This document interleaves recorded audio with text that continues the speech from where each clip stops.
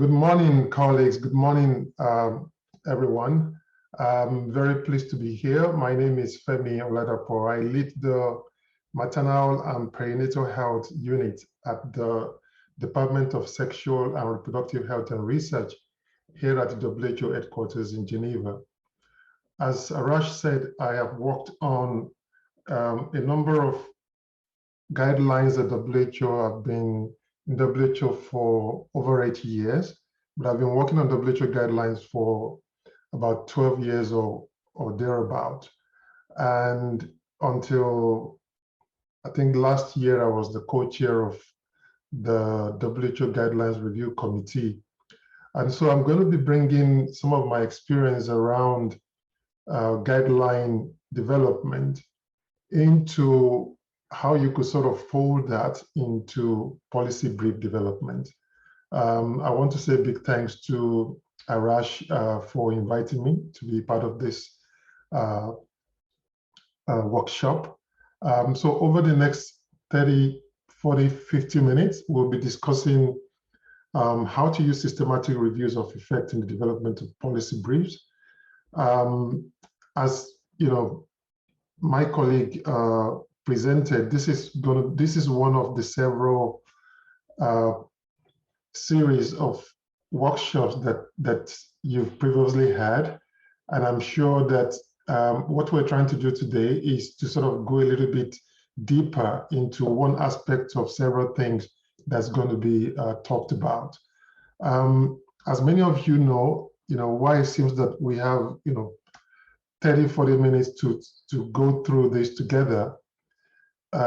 Going in depth into this topic could take several days. So for many of you, I'm hoping that this lecture will serve as a reminder for what you've already known.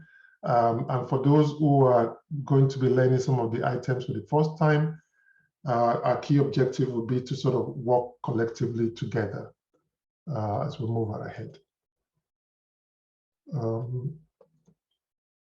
So here is the outline for this presentation. Essentially what you have in your agenda. So we will be digging a little bit deeper into how to appraise the quality of systematic reviews of effect. There could be systematic review on other types of evidence, but in terms of effects of intervention, that's what we're going to be dealing with this morning. And how do we sort of put the findings from systematic review into policy development? As we know that evidence of effect is not enough to finalize a policy, the policy option, or at least come up with advantages and disadvantages of different policy options. So we will be also looking at how to consolidate systematic review findings with local data to advise on different policy options. And when you have all these pieces of evidence, how do you sort of put them together in a way that makes sense for you to be able to advise properly a Ministry of Health or policymakers in your setting? My colleague already showed this integrated approach of evidence-informed policy making. This slide is just to reiterate the fact that we all agree that evidence is important, but you need evidence from different perspectives, from health technology assessment, guideline development and its adaptation, routine health information systems, national survey, as we're going to listen to one of our colleagues later tomorrow, as well as M&E information. So I like to always show this slide anytime I'm talking about anything related to evidence-based medicine. And you can sort of look at this from the perspective of a policy brief developer and look at the patient as the population that you're dealing with. If you ask a population where a policy is about to be implemented, what their preference would be. Would they want an evidence-based option, or would they want a risky alternative? You will all agree, I think we all agree, that the fact that we have several options does not mean that all of those options are impactful. Some of the options can indeed be dangerous. And therefore, for us to be certain that we're doing the right thing, we always need evidence-backed or evidence-informed policy options. And how do you get that? If there's an option A, there's an option B, you want to know what are the comparative advantages and disadvantages of the two options that we have in front of us. So the first thing that we do, as has described in a short while, not long ago, we identify the priority problem, right? What we call priority setting or framing of the problem in terms of the magnitude of the problem, in terms of the what, the where, the how, where is it happening, when is it happening. But usually the starting point for considering various options that are available to address this problem is to determine whether one option has an advantage over the other option in terms of specific interest, specific outcomes of interest to the stakeholders. This could be in form of coverage outcomes, it could be in form of safety outcomes, it could be in form of impact in terms of mortality reduction, morbidity reduction, quality of life, reduced costs, etc. So we always want to start with what works and what doesn't. If this is a totally new option, sometimes we try to compare that option with standard care or usual policy. Or if we already have a policy in place, then we want to compare potentially new policy with a policy that we have already in existence. And then we look at the different advantages and disadvantages. And making determination about the comparative effectiveness of these policy options requires that we search for systematic reviews that have looked at this question that is of interest to us. So I'm not going to go into too much details about this, but I'm sure in the previous workshop you had some discussions about systematic review. But just to stress why this is important, as against the traditional type of reviews that we're all familiar with when we were either in medical school or midwifery school or in the university, systematic reviews have special attributes. One is a review of clearly formulated question. My colleague just spoke about the use of PICO, population intervention, comparator or control group, as well as the various outcomes. So a review of this type of question that is well formulated, but more importantly, using explicit, well-detailed and reproducible methods to identify, select, and appraise relevant research, which is then analyzed and presented in a meaningful way for a particular question. This is quite different from the statistical method, that we call meta-analysis, which may or may not be useful in systematic reviews, even for systematic review of effects of interventions or strategies.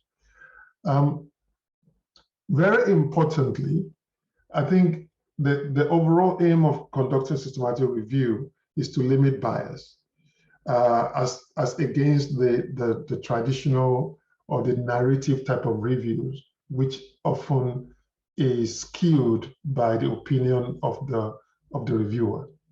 And so our starting point in terms of appraising the quality of evidence is trying to understand how much bias is embedded within the reviews that we have in front of us. That's looking at the question that is that we're interested in. I just put this slide to sort of demonstrate, in the context of different types of review, where does systematic review stand? And where does meta-analysis stand? So just to be clear, meta-analysis is a statistical method that is applied to aggregate data within a systematic review. And you don't always need to have a meta-analysis. And in fact, in some cases, in some systematic reviews, meta-analysis may actually not be appropriate. And that is part of what we need to learn when we're appraising evidence from systematic reviews. And then, so why do we need to appraise evidence from systematic reviews of effects of intervention? One, in the last decade, the number of systematic reviews have skyrocketed. And during the COVID pandemic, there's been thousands of systematic reviews, and some of them are indeed not helpful in terms of policy making because they're providing invalid results. So how are we able, as policy brief developer, separate the wheat from the chaff? That is what the whole concept of quality appraisal is about. Also, very importantly, in the last 2 decades or so, we're beginning to have more and more systematic reviews looking at effects of intervention, but based on not just randomized control trials, but also non-randomized studies. So this makes it a lot more complicated than they used to be. For us as policy brief developers, we should be able to tell the difference between what is good systematic review and what is not good systematic review. And there are several instruments, as my colleague mentioned before, in terms of evaluating different aspects of reviews. Some are based at the level of the review itself. Others are based on different aspects of the reviews in terms of, it could be the methodology, the statistical aspect of it, different assessment of individual studies that are included in the reviews, and so on and so forth. So conceptually, what does quality assessment or quality appraisal of systematic review of effect really means? In a very simplistic way, this describes to what extent are we confident that the estimates of effect, that is the effect size, either in terms of relative risk, odds ratio, or whatever other ways of describing intervention effect, to what extent are we confident that this is true or that these are correct estimates? And then, for those of us that are familiar with systematic reviews, our level of confidence in the estimates of effect depends on how rigorous the review has been conducted. Systematic reviews are they're very thorough by their nature. You have to go through several steps, look at several studies, cover the entire globe depending on the question you are looking at. However, do they all make sense? I think that is part of what we're trying to sort of break down in this session. As I mentioned before, there are hundreds of tools of quality appraisal for systematic review, looking at different components of the review, either at study level or sometimes at analysis level, or sometimes the way they are reported. But I'm going to be focusing on just two tools. One looking at quality appraisal at the level of the systematic review itself, that is the entire systematic review. And the other one looking at quality rating at the level of the outcomes that would drive the policy options. And these two I've selected based on the popularity of their use. So the first one I'm going to be talking about is Amster. I'm not going to go into too much detail about this. I'm sure some of you are familiar with Amster. Amster is a measurement tool for assessing systematic reviews that was first published in 2007.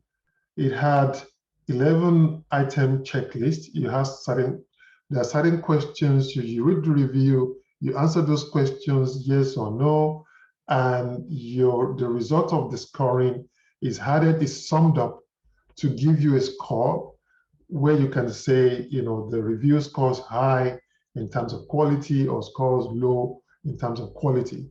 However, because of the feedback that the developer of this tool received since that time until close to 2017, they decided to update this or revise this tool. Now the tool has a 16-item checklist.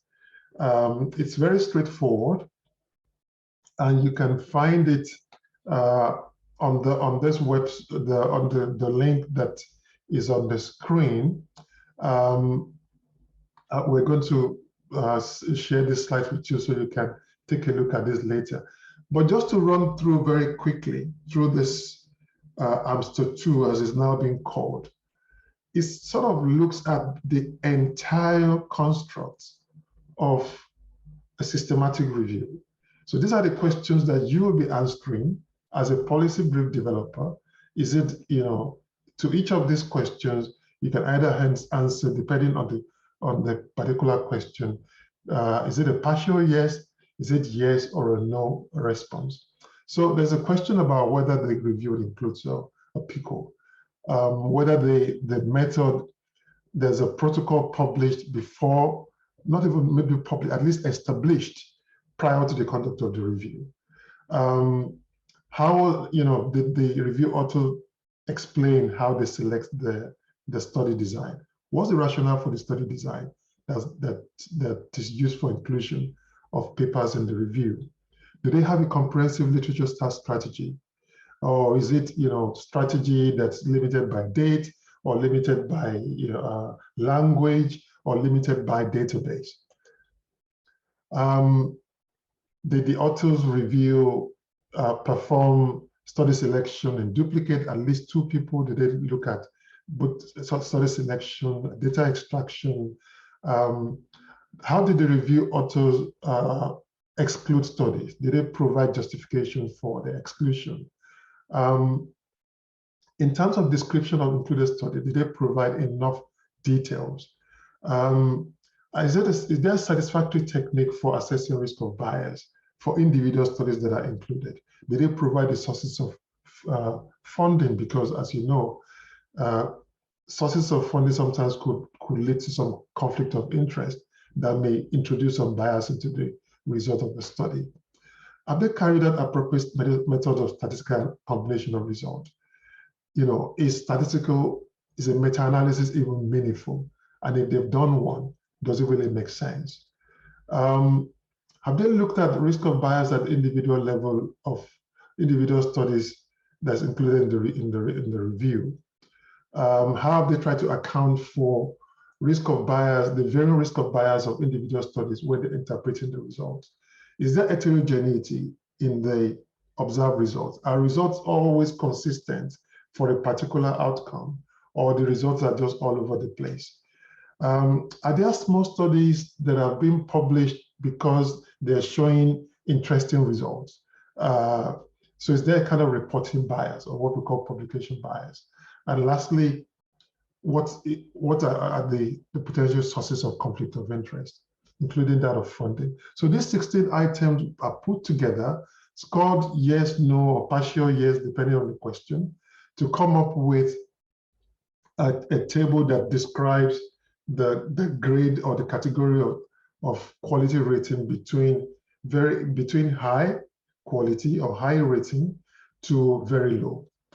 And then, because there are several of these items, as policy developers, we need to be able to focus on what is most important in terms of the policy option that we're trying to develop.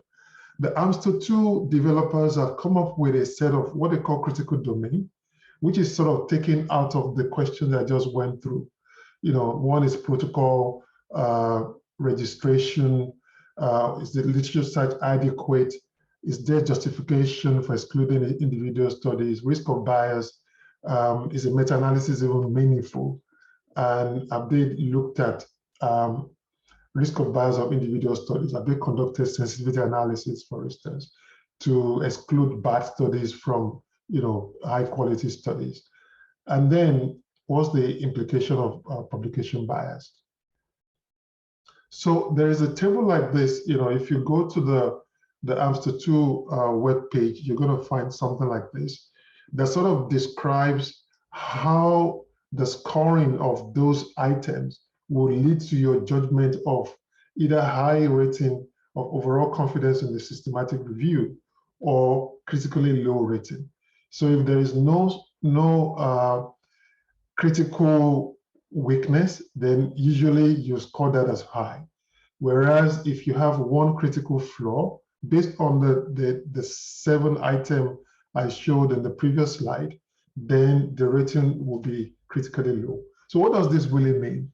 If you have a study where the authors already reviewed and said, oh, this is, Amster 2 rating is high, then it means that you have sufficient confidence to trust the estimates of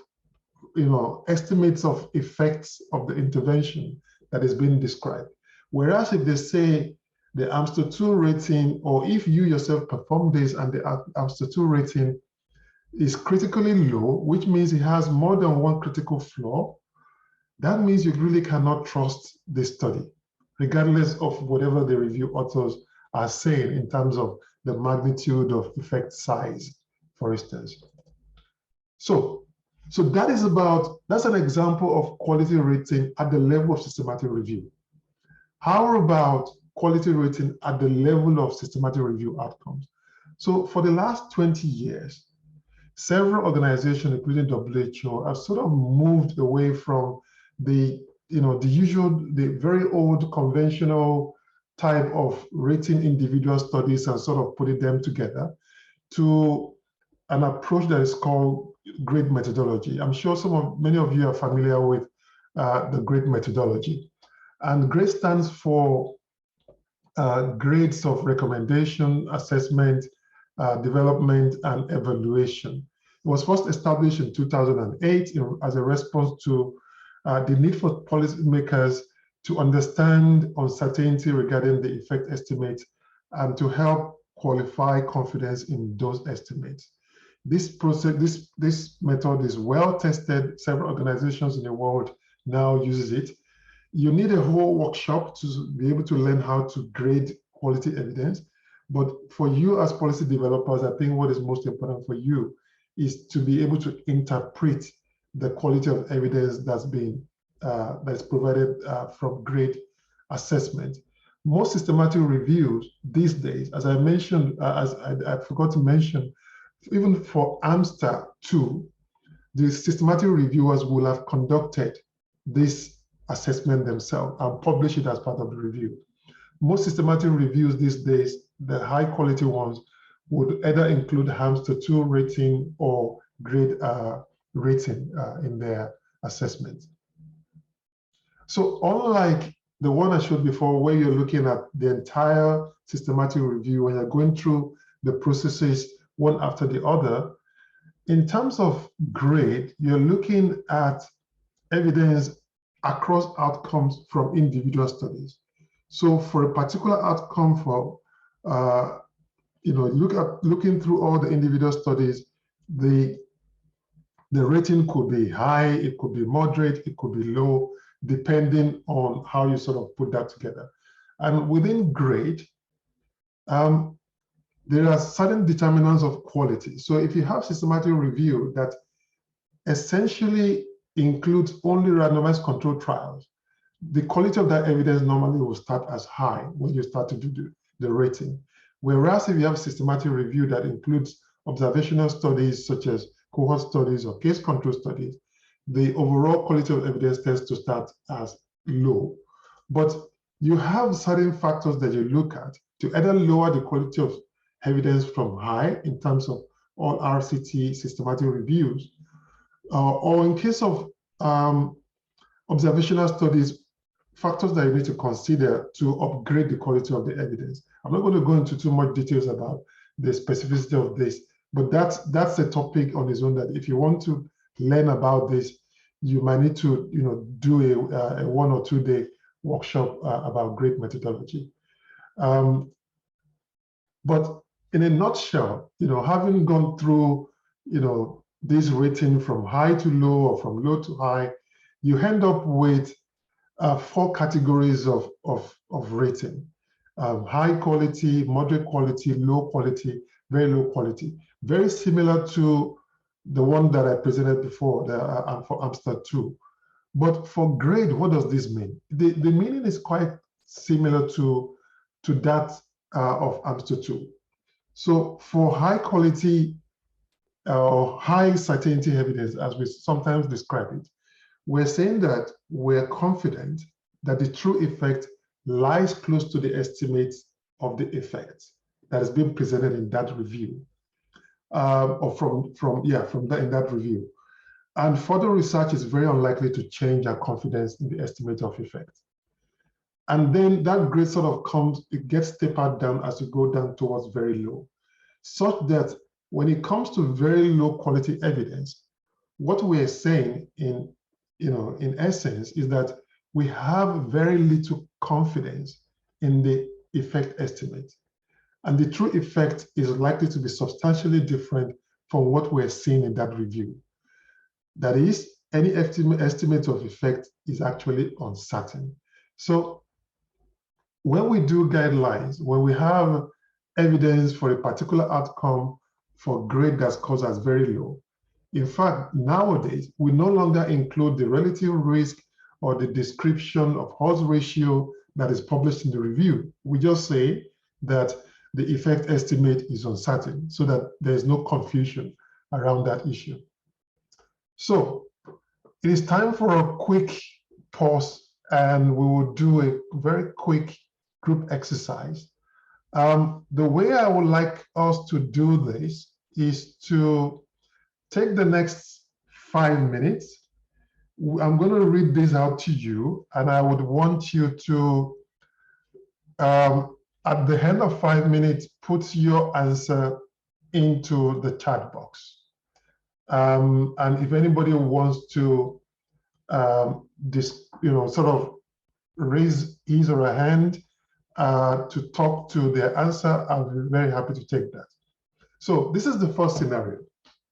You work in the Ministry of Health, and you are preparing a document regarding options to address high rates of maternal death from postpartum bleeding in your country, which is situated in a tropical climate region. So you found 4 systematic reviews of effect of options that can be scaled up in this region to prevent postpartum bleeding. And you're trying to make an assessment of how much confidence you can place in each review. So you found 4 reviews. The first review is a review about option A. It shows that option A can reduce the likelihood of postpartum bleeding by 20%. But the review authors assign a moderate overall Amster 2 rating. For option B review also shows that it could probably reduce the likelihood of postpartum bleeding by 35%. But the review authors assigned low overall Amster 2 rating. For the third review, option C probably reduces likelihood of postpartum bleeding by 15%, but review authors assign a high overall Amster 2 rating. And for option review 4, that was a typo there. For review number 4, option D, the review concluded that there's a 45% chance of reduction in likelihood of postpartum bleeding, but the review authors assigned Amster 2 rating as critically low. So based on the level of confidence that you can place on the findings of this review, which option would you recommend for the Ministry of Health to scale up? And in what order?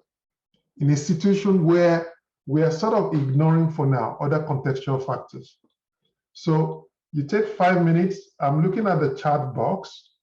In 5 minutes, you should just write, in the order that you're going to select this option, if it's A, B, C, D, or D, C, B, A, based on this question. So I'm going to give you 5 minutes to reflect on that and you put it in the chat box. Okay, so the correct answer is C, A, B, D. So it looks like a large proportion of those who responded to this got the answer right. And why do we say CABD? So don't forget what we talked about when we looked at the quality rating. The quality rating speaks to how much confidence you have in the effect estimate that you're looking at. So while the magnitude of effect is important, the 20%, the 35%, 15%, and 45% is important, it is the level of trust that is most important.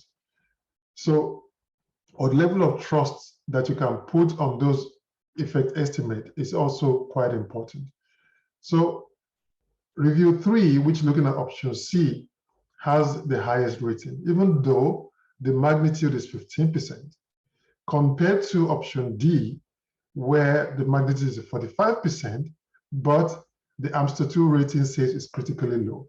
If you remember what we spoke about, let me go back to Amster 2. Here, critically low, the review has more than one critical flaw and should not be relied on to provide an accurate and comprehensive summary of the available studies. So I think we've learned our lesson there. So let's move on. I could already see that some people were eager to talk about other aspects of evidence that we need to sort of put something, come to what policy options to advise the ministry on. So we all agree that the global evidence that we tend to get from systematic reviews may not be sufficient. And for us to be able to provide policy options that work for the setting of interest, we have to build in evidence from local data to respond to the question at hand. So we should take the evidence from systematic review, depending on what review we're talking about, because you can also conduct systematic review for within the national level alone, in itself. But usually systematic reviews are global evidence. They tend to go beyond one region or setting. But one important thing we have to put in mind is that not all systematic reviews applies directly. You cannot extrapolate the findings from a systematic review verbatim to your local setting without considering the contextual factors within that setting. So one of the first things that you do in incorporating, before you decide how you want to incorporate local evidence, is to first determine how applicable is the finding of the systematic review to the context or to the setting that I'm developing this policy brief for. And John Lavis and the Oxman and Co. in 2009, as part of their support tools series, provided a number of questions that you can ask when you're looking at a review to determine whether that review is actually applicable to the setting that is in question. So one, you want to know, does this review include studies that's been conducted in a similar setting or even in the setting itself? Are there differences in the realities that are on the ground, the local constraints and the system, in terms of acceptability, feasibility of the policy option? Are there differences in the health system arrangement, governance structure, delivery arrangements and the likes? Are there differences in the baseline conditions? Do we have, preponderance of risk factors in certain area more than other areas? Is the disease more prevalent in certain areas than the other? Are there other factors that you want to sort of consider before you're able to make a judgment on how you can translate the finding that you're seeing in the review to the population that is at hand? And what insight can you draw from the scaling up and implementation processes that's been embedded, that's sort of been associated with the implementation of the within the studies that you have in the review.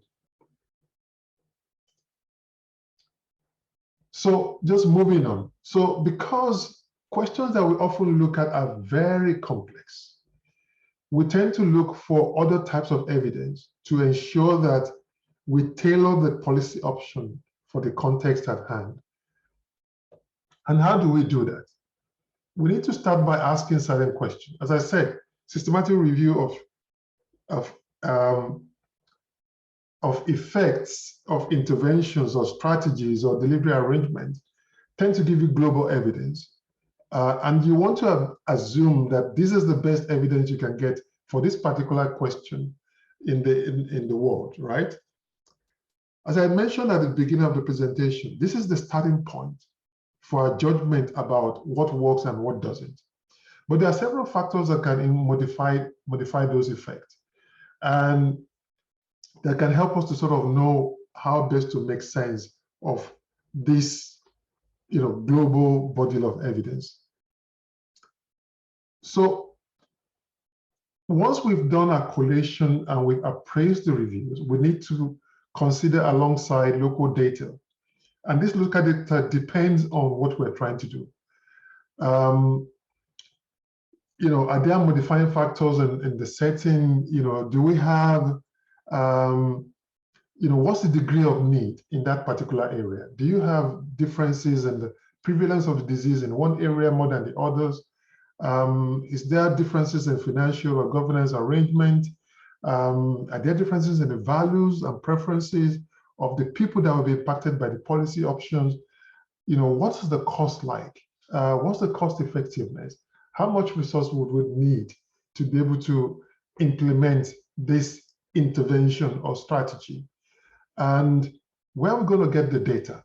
Do we have the data? Do we have to conduct a new trial within a setting, which is often unlikely? Do we have to conduct interviews? Do we need national surveys, as you're going to be hearing later tomorrow? So we have to find a way to put together this additional evidence to make sense of what we have at hand in terms of policy option. So that takes us to exercise number 2. So work with me from the previous scenario, okay? So from 3 systematic reviews, so let's ignore the 4th systematic review on option D, because we all agree that that's a review that is not good, and we really cannot trust the effect estimate. So let's stick with the first 3.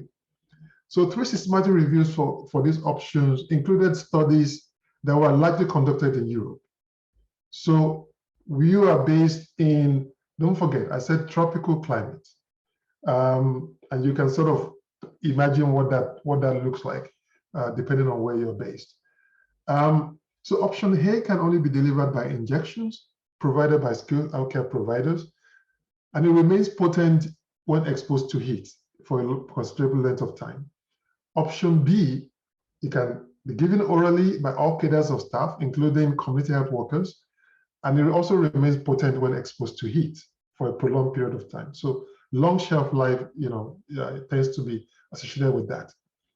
Option C can only be delivered by injection, but by skilled healthcare providers.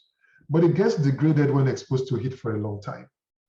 So to decide on which policy option to recommend for this Ministry of Health, what types of additional questions would you want to address using locally available data?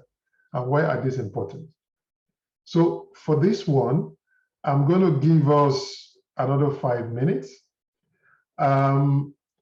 But after the 5 minutes, I will ask individuals to raise up their hands and just speak to the answer. So the time starts now. We're running a little bit behind schedule. Let's quickly do this.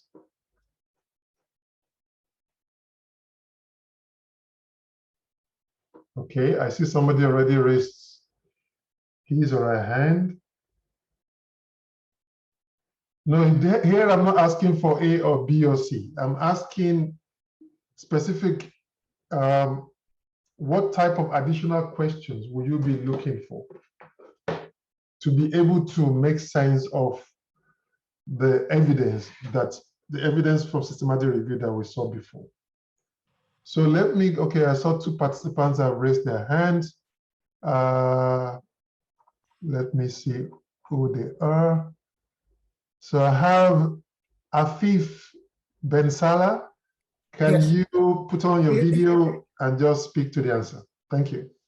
Yes, I'll be very interested to know about the cost to start with of different options for sustainability and affordability reasons, as well as the side effects of the different and acceptability by the community, because side effects can be really a very important factor. Thank you. Thank you, Afif. I have Alam.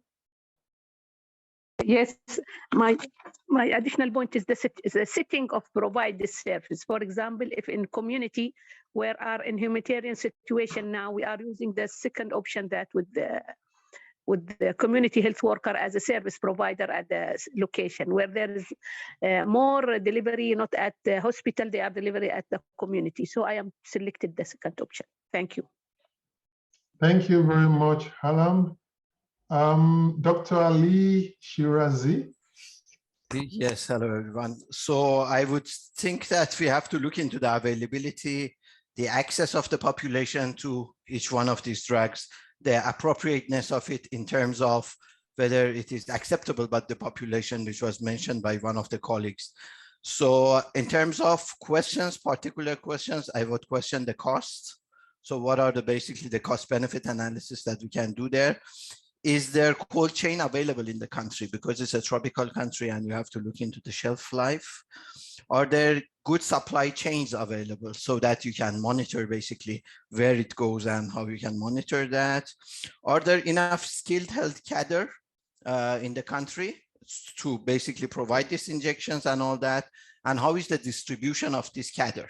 So as well as the supply chain, we look into the drug. I want to look into the cadres and the skill of the health workers, the skill mix that they have, but also their distribution. So that would be my answer. Thank you. Thank you very much, Dr. Ali. Let's go one more person. Abdullah bin Roth. Roth. Okay. My selection is option B, but I have concern about the effectiveness of this intervention, because some rumor can raise about this intervention is not effective and given to the country of low resources, and there's many rumors regarding either drugs or vaccines. Why this uses the ineffective intervention? More concerned about the effectiveness. Thank you all very much. Everyone that has spoken has given the correct answer. There is no wrong answer. I very much like Dr. Ali's presentation. It sort of captures everything very well. Spoke about the skill mix of the healthcare providers, access, availability, whether cold chain supply is available, what's the supply chain for these options. On the chart, and I think in the previous presentations, there are comments about costs, and we're going to be talking about costs later on in the afternoon, acceptability issues. So all of these are very important, and what you're going to focus on will depend on the setting that you're working. Okay, so let's move on. Thank you very much. That's great. So in terms of how you put this together, when you're drafting, this is about how you put together your systematic review finding into the policy brief. How do you sort of weave together the systematic review of effect and that of the other types of evidence that we spoke about. Usually people use narrative synthesis these days to put together the evidence of effect plus other types of data, be it survey, be it qualitative research evidence.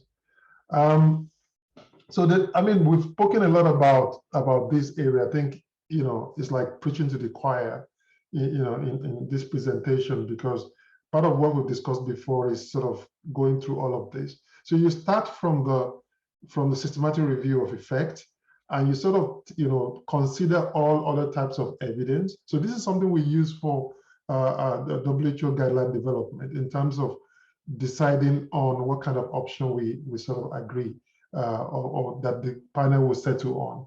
So we have, you know, the priority problem you are looking for. The systematic review will tell you about benefits and harms, and then you get from other sources, in this case from local context, issues around values, resource use, equity, acceptability, and feasibility.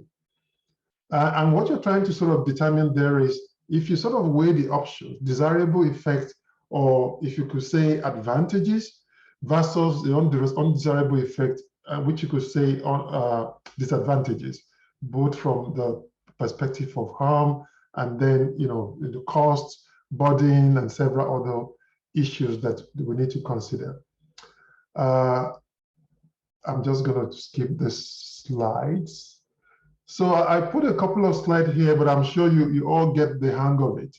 That if you're sort of trying to balance benefits with downside, benefits could be in terms of, for instance, if we're talking about vaccination, you talk about increased herd immunity, reduced morbidity, increased quality of life, reduced deaths. You know, COVID is a good example that you can use here. We use something like this to sort of determine the strength of recommendations, but it's quite applicable to making a determination on policy option you want to use as well. So in situations where the benefits outweighs the potential downsides a little bit slightly, then that might be an option that you want to consider, that, okay, we can use it in the absence of a better option. Whereas if you have downsides outweighing the potential benefit, then you probably would not recommend such policy option. At the same time, if you have, you know, benefits outweighing the downside by a lot, you most likely recommend that policy option. And I've put here, you know, what we call the evidence to decision summary of judgment table that we use for guideline, but I believe is equally applicable in sort of making this decision.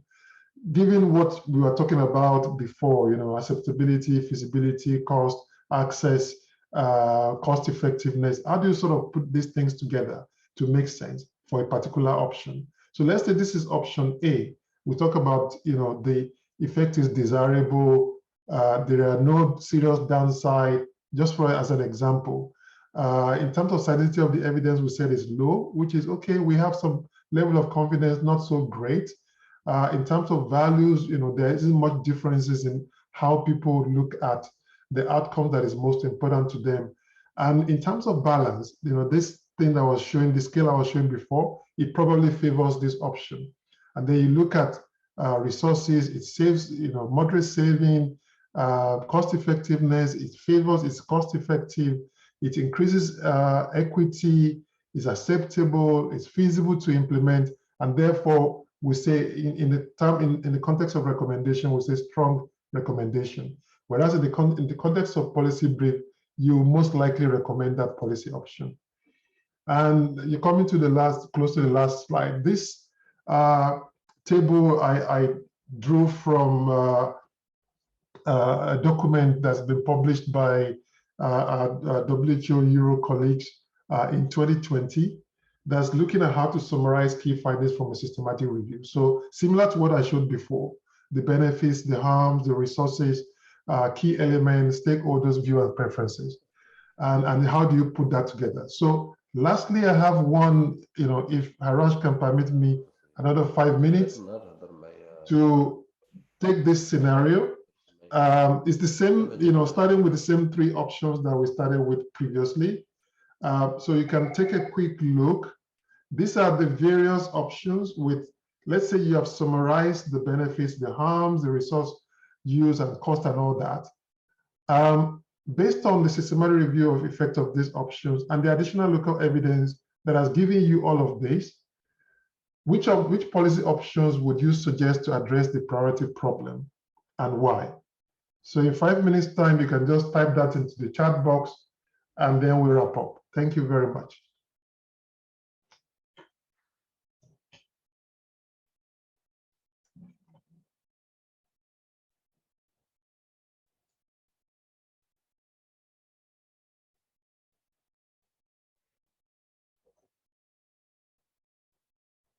We will have the opportunity to take a look at this at a quiet time, and I think people can, over the course of this workshop, you can come back to it and send us an email if you like us to go into this in more detail.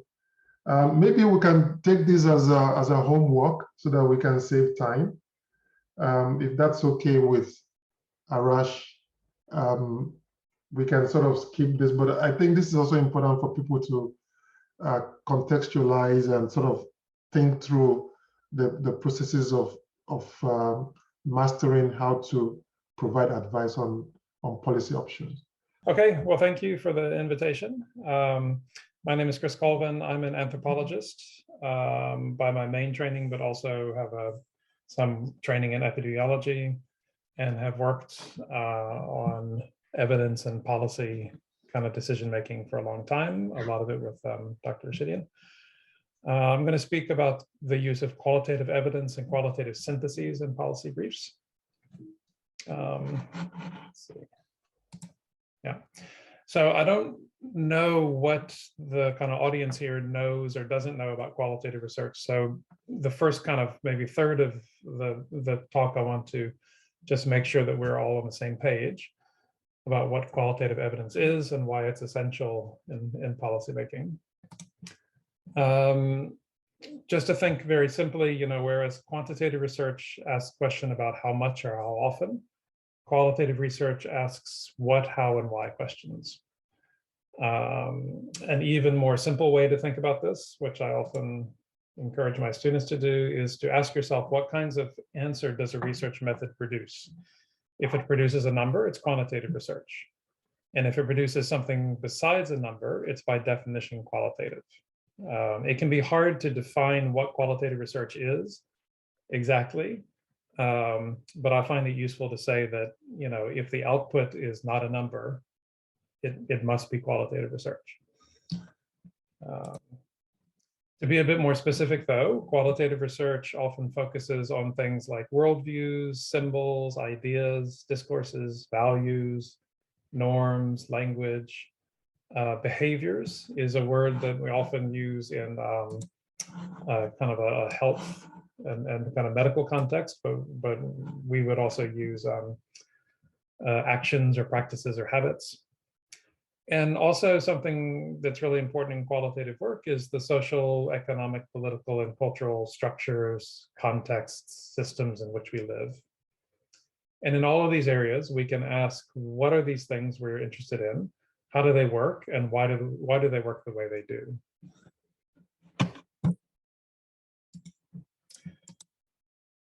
To be more specific to health, the kinds of questions that qualitative research might address. What are the health risks that people face and why? Why do they come into kind of contact with these risks? What harms do they experience and why?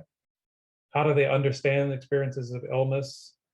And how and why does their understanding affect how they seek relief, right? How does it lead to treatment seeking or avoiding treatment or whatever else? And how do healing systems respond to people living with illnesses? And why do they respond the way they do? And these are just, a few of the many, many other questions you could ask, qualitative research questions you could ask in a kind of health context. One important thing that I feel quite strongly about is that qualitative research is not only about how people see the world, about opinions, perspectives, experiences.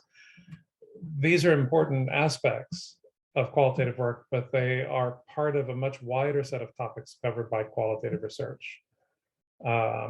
We look at how individuals, but also communities, systems, structures, how they act and how they change over time, how and why they're organized the way they are, how and why they operate and function the ways they do. So we look at a lot more than just what's going on in someone's mind, right, about a particular health option. Now, coming to policy kind of making, it's hard to imagine confidently recommending a particular health policy option if you don't somehow know the answer to lots of qualitative questions about the health problem and the policy option on the table in particular, such as, will this be acceptable? And acceptability is often in our kind of frameworks for making judgments about policy. But acceptability is more than just yes or no, acceptable or not, or some percentage of acceptability.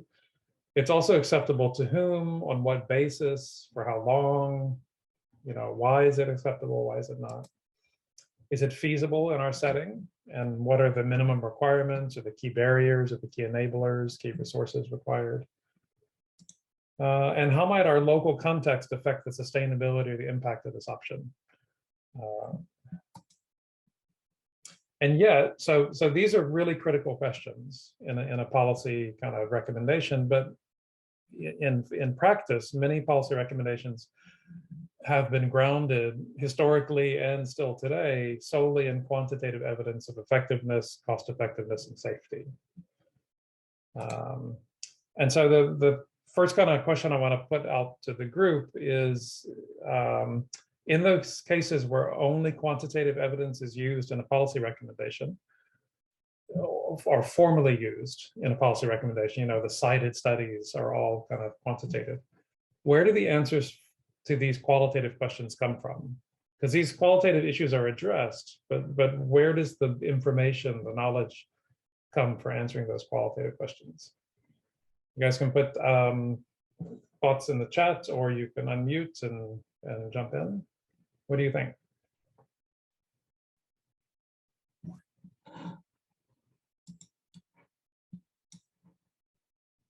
Expert opinion. KIIs are key informant interviews, focus group discussions, personal experience, staff experience, group discussion. Yeah, rarely patient experience. That's right. People's own bias or kind of experience. Yeah, their bias, but also their experience. Yeah. Okay. Opinions from relevant stakeholders. Yeah.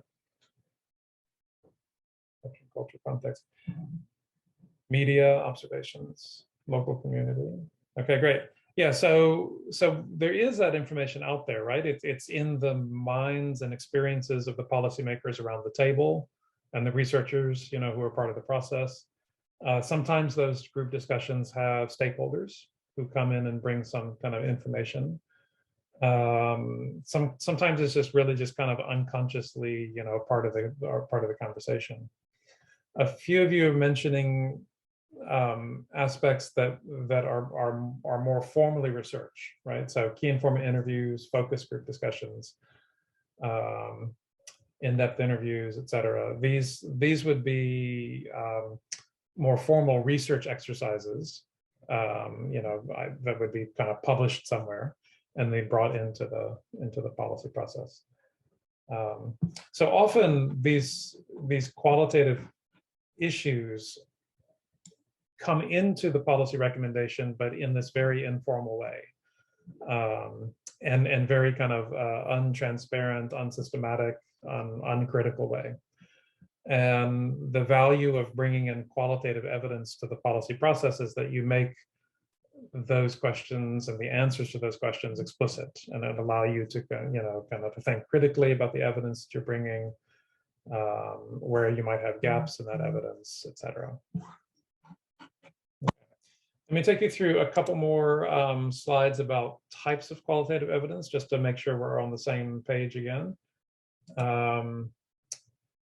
It's important to know that in qualitative research, there aren't discrete, well-defined kind of designs of one kind that you might find in epidemiology.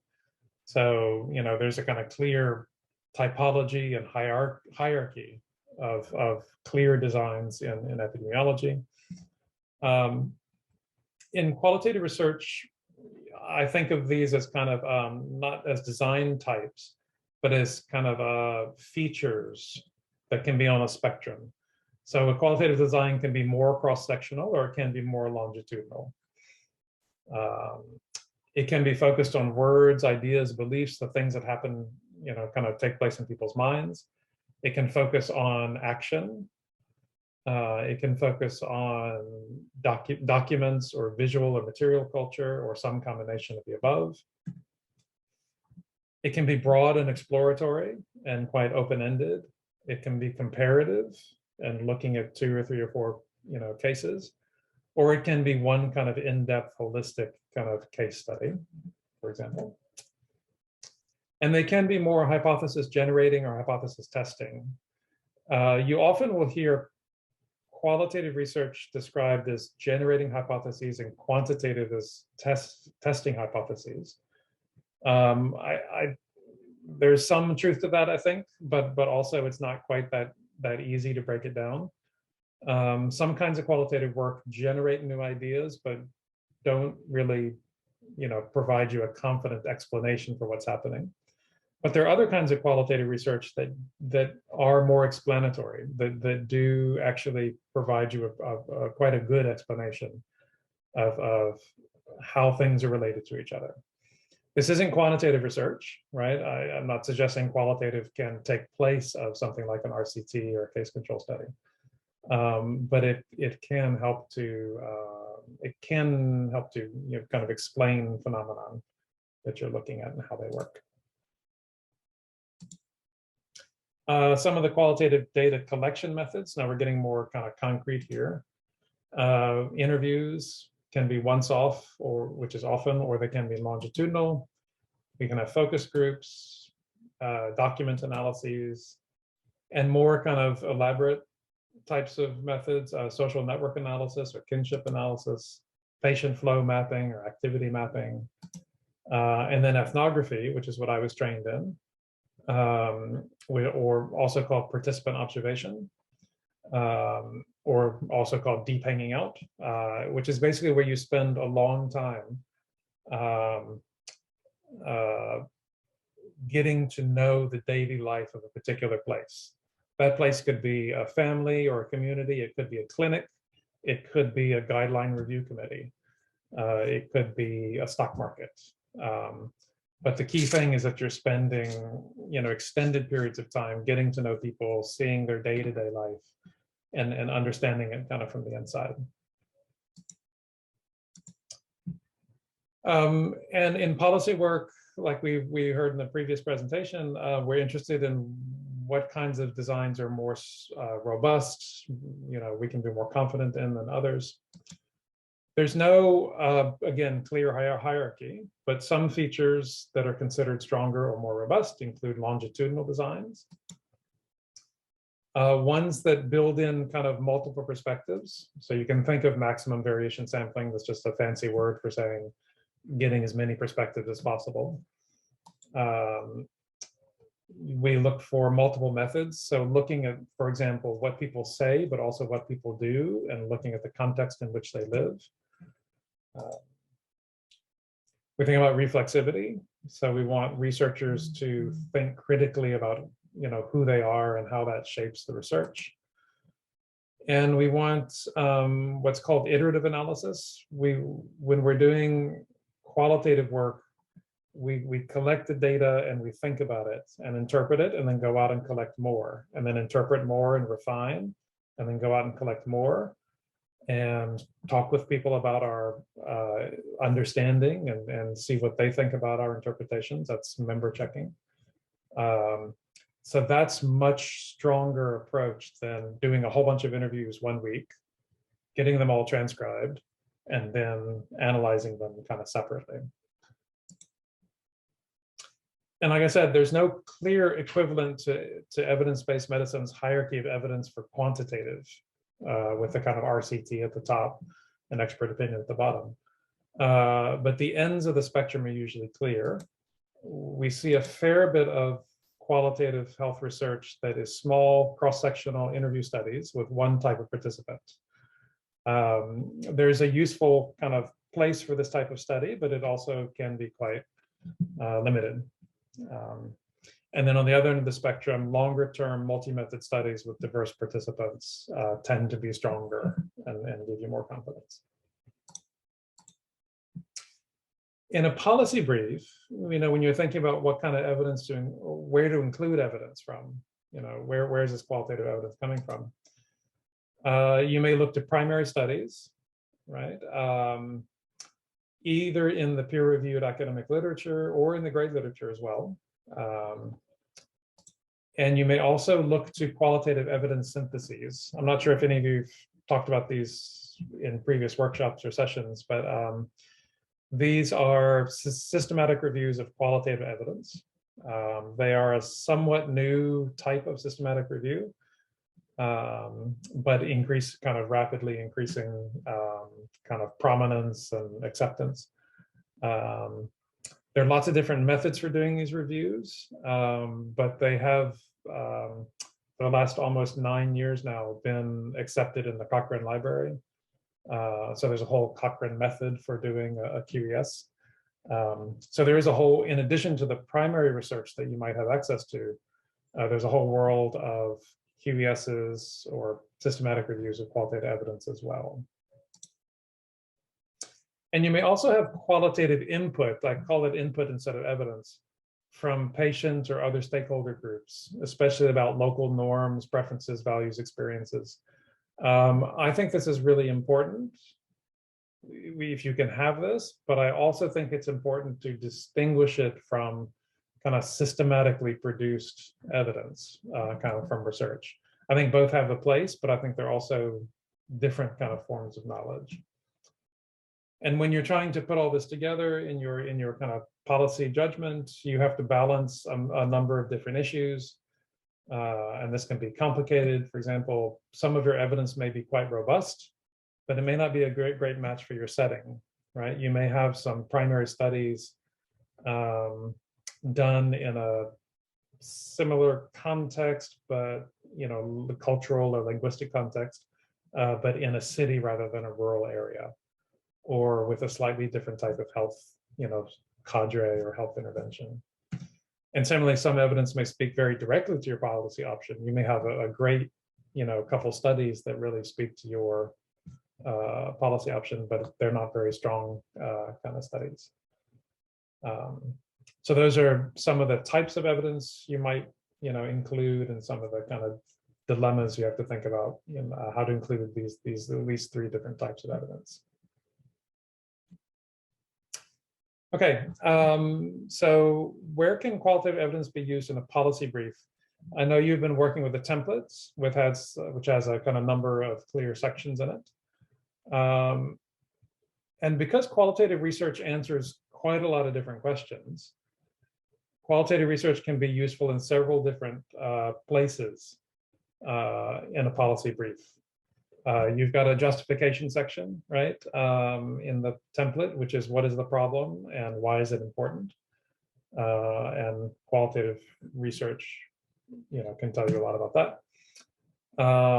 Probably the main section is the policy options section and the kind of disadvantages and advantages to the different options.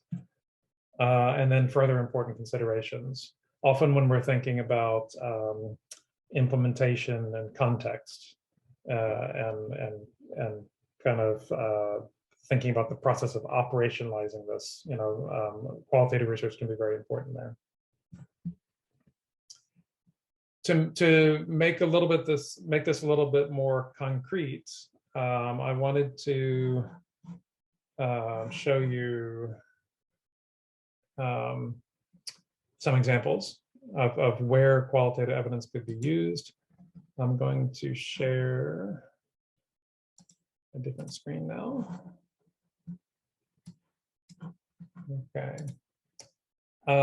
This is a brief which I believe was used in the previous workshop. This is a policy brief on malaria treatment in Burkina Faso. And I just borrowed that brief to kind of use as an example. And in that brief, there's this table of policy options. And you'll see, you know, advantages, disadvantages, cost, acceptability. I've highlighted some of the areas where it would make sense that qualitative research could provide, you know, good information. I don't think this brief uses qualitative evidence. I didn't look at all the sources closely, but I think it's primarily quantitative evidence plus just kind of the opinions of people around the table. But for example, bringing treatment closer to the home and mothers changing their health-seeking behavior. That would be something that qualitative evidence might have a lot to say about. The ways in which, this first option is community health workers motivating CHWs.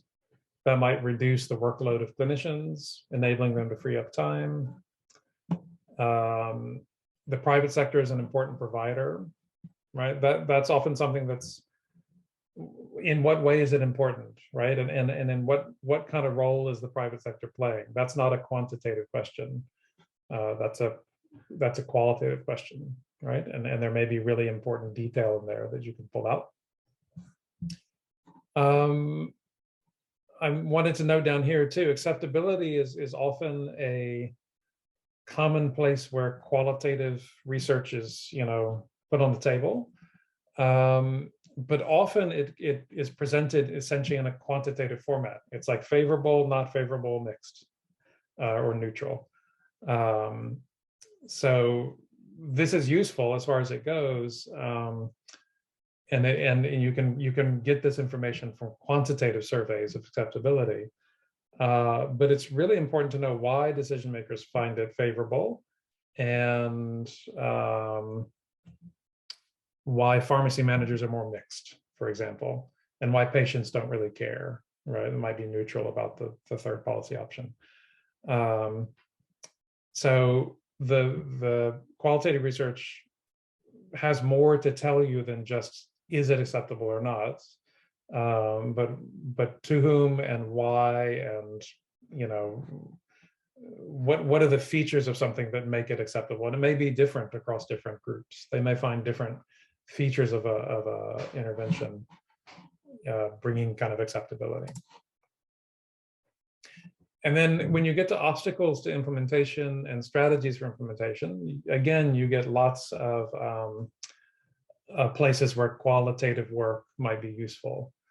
Understanding the opposition of parents and patients, or the opposition of CHWs. You know, why does that come about? What do they particularly, you know, object to? How can that be dealt with? Why is there lack of public enthusiasm? Why are the procurement offices running out, or why is the stock inaccessible to private pharmacists, right? What is actually producing that problem? Why isn't there sufficient community input? When we have an information campaign, what kind of information, you know, should we be including? Not just having any information campaign, but how do we target to that group? All of these highlighted ones, you know, I think are easy to think about how qualitative research could help to fill in the blanks in a way. Okay, I'm going to go back to the slides now. Just wanted to give you some kind of concrete sense of where qualitative work might come in. Okay. One thing I wanted to note too, in thinking about table and where we can put qualitative evidence, sometimes we would introduce qualitative evidence in the absence of quantitative data, right? For example, in the table, they mentioned task shifting could reduce clinician workload, right? That's something you could do a quantitative study on, right? Try task shifting, measure workload, see if it goes down. We could quantify that relationship. But we don't have quantitative research on every possible option in every possible group in every possible setting, right? Similarly, PR campaigns, these kind of public relations campaigns can modify attitudes. Sure, we can have quantitative evidence on the degree to which they modify those attitudes, but often we don't have that evidence.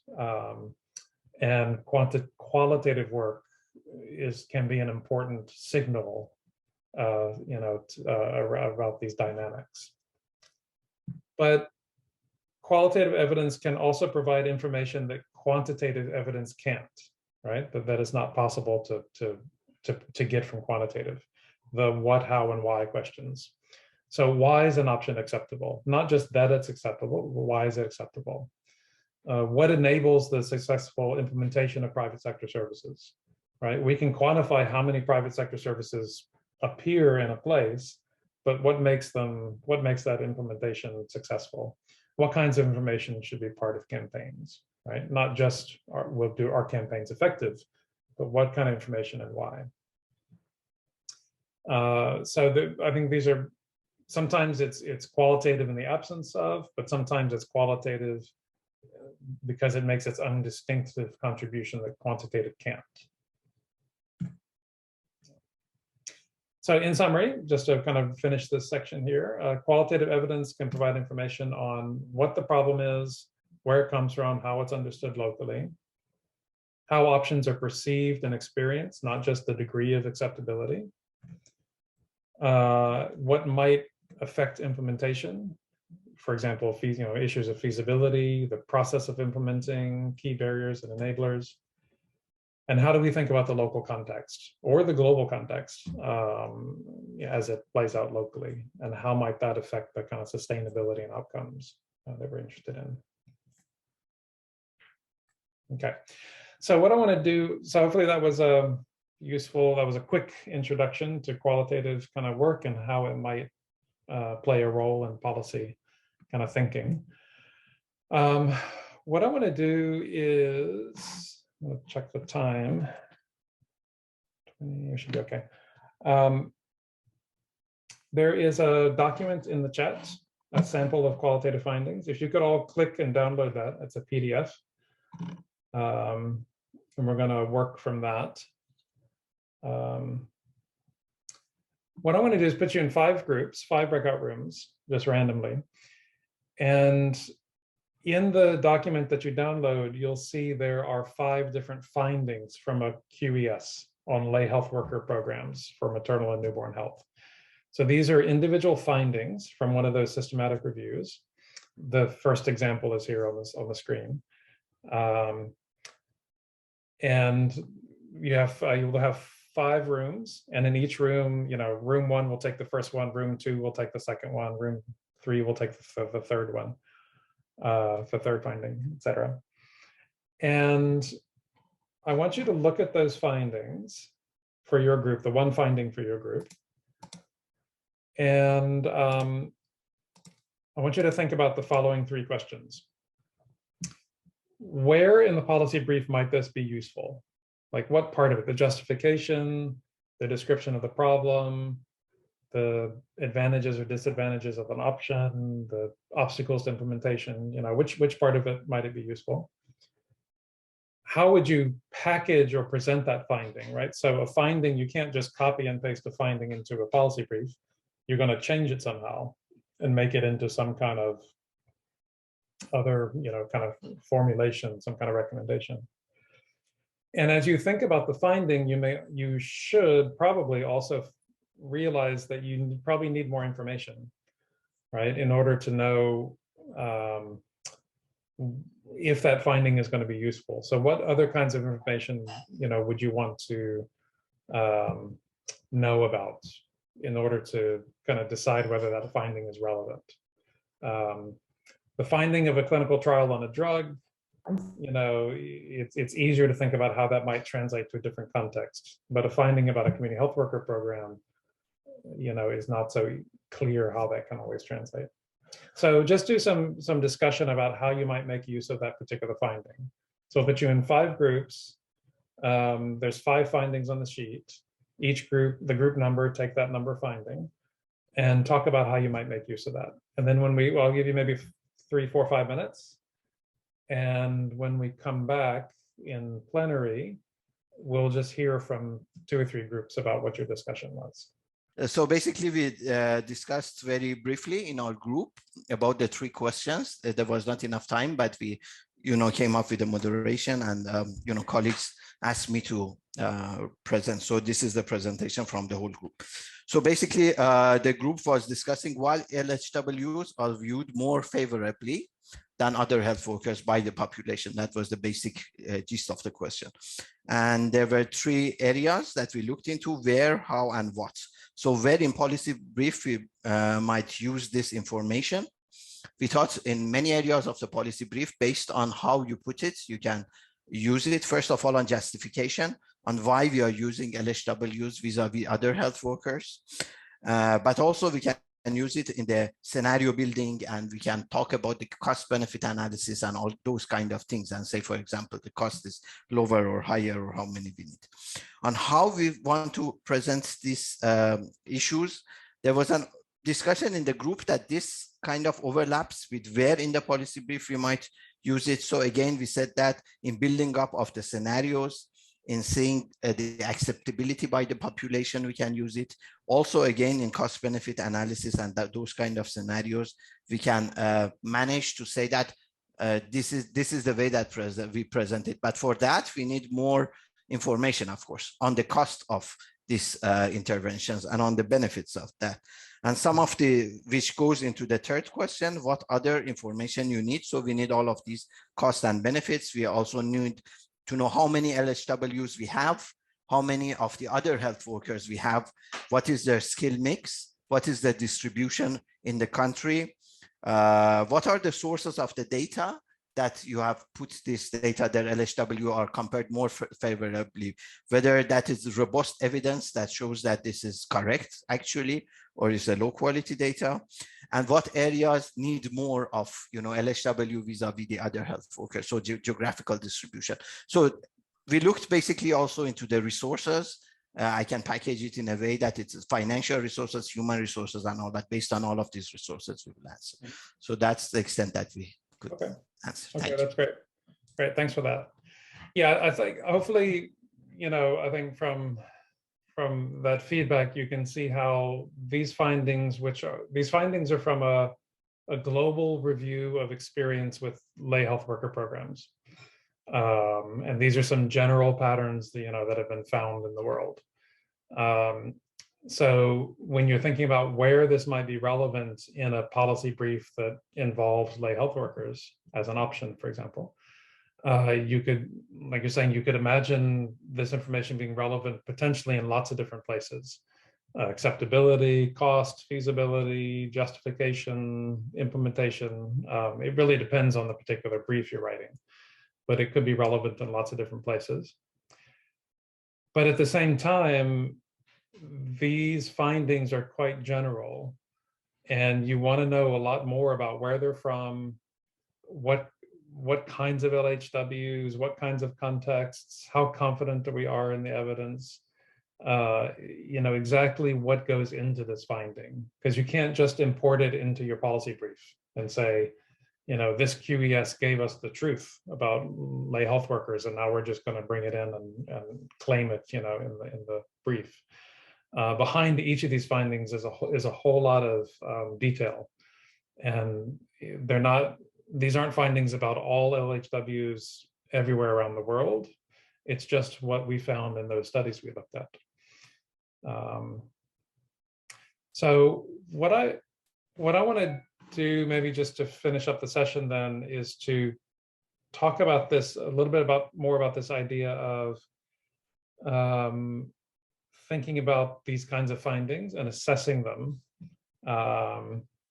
and being kind of critical of this evidence, thinking critically about it. I'm going to share a few more slides here.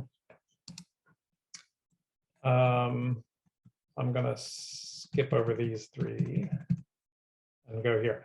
How can we appraise QES findings used in our policy briefs? So critical appraisal of the evidence base of any evidence is a vital step. We talked already in the previous session about the grade, approach.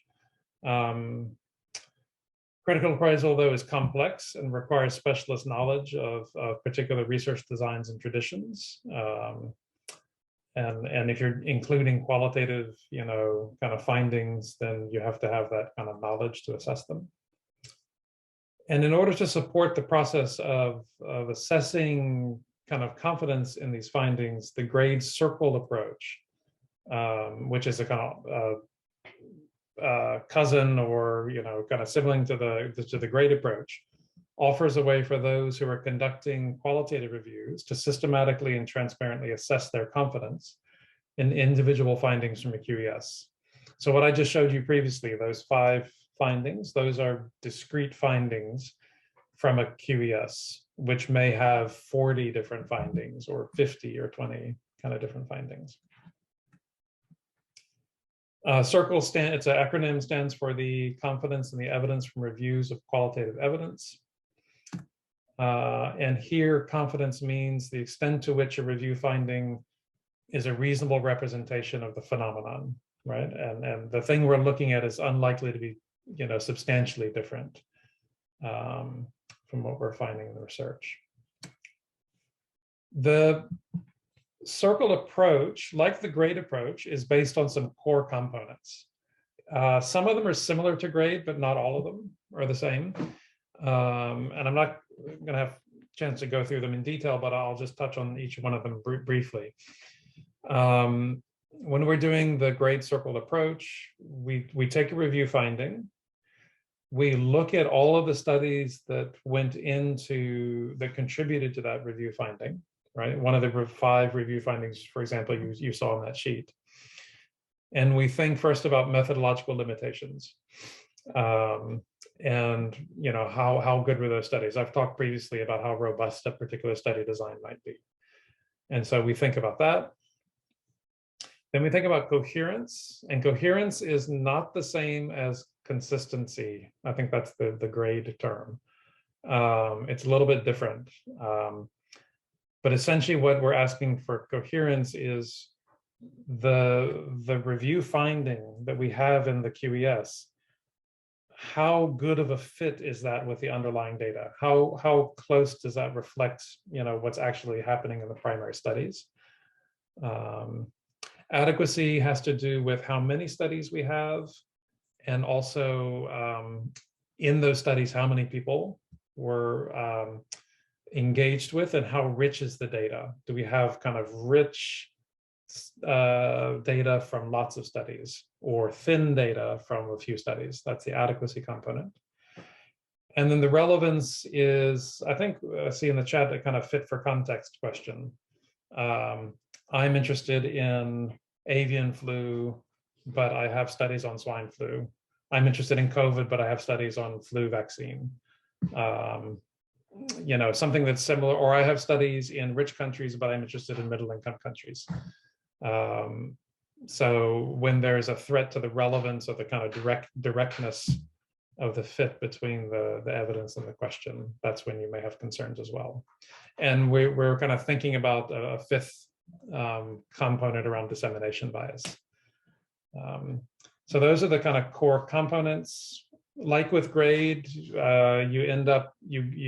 rank each component separately through a kind of process, and then you put them together. It's not a quantitative, kind of algorithm. You just have to look at the 4 and then make an argument about whether you're ending up, high, moderate, low, or very low confidence in the review finding.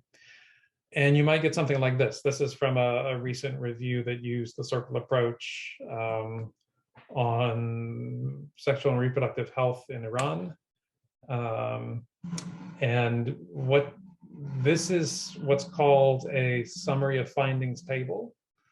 So the QES has a long narrative, right? It has 10, 20 pages of text that explains everything, but then there'll be a table that boils down to the kind of core findings. I think this review had, 15 or 20 findings. And this here is one finding. I think you can see my cursor, hopefully. Deep-rooted fear of labor pain and vaginal birth. Then we see the studies that are contributing to the finding. And then we see the final circled assessment, high, moderate, low, or very low. And then a brief explanation of how they came to that assessment.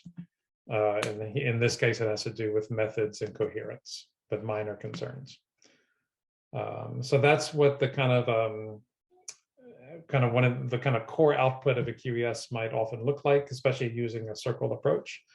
And it may be what you're trying to then move into a policy brief somehow, kind of trying to kind of extract some kind of lesson from this.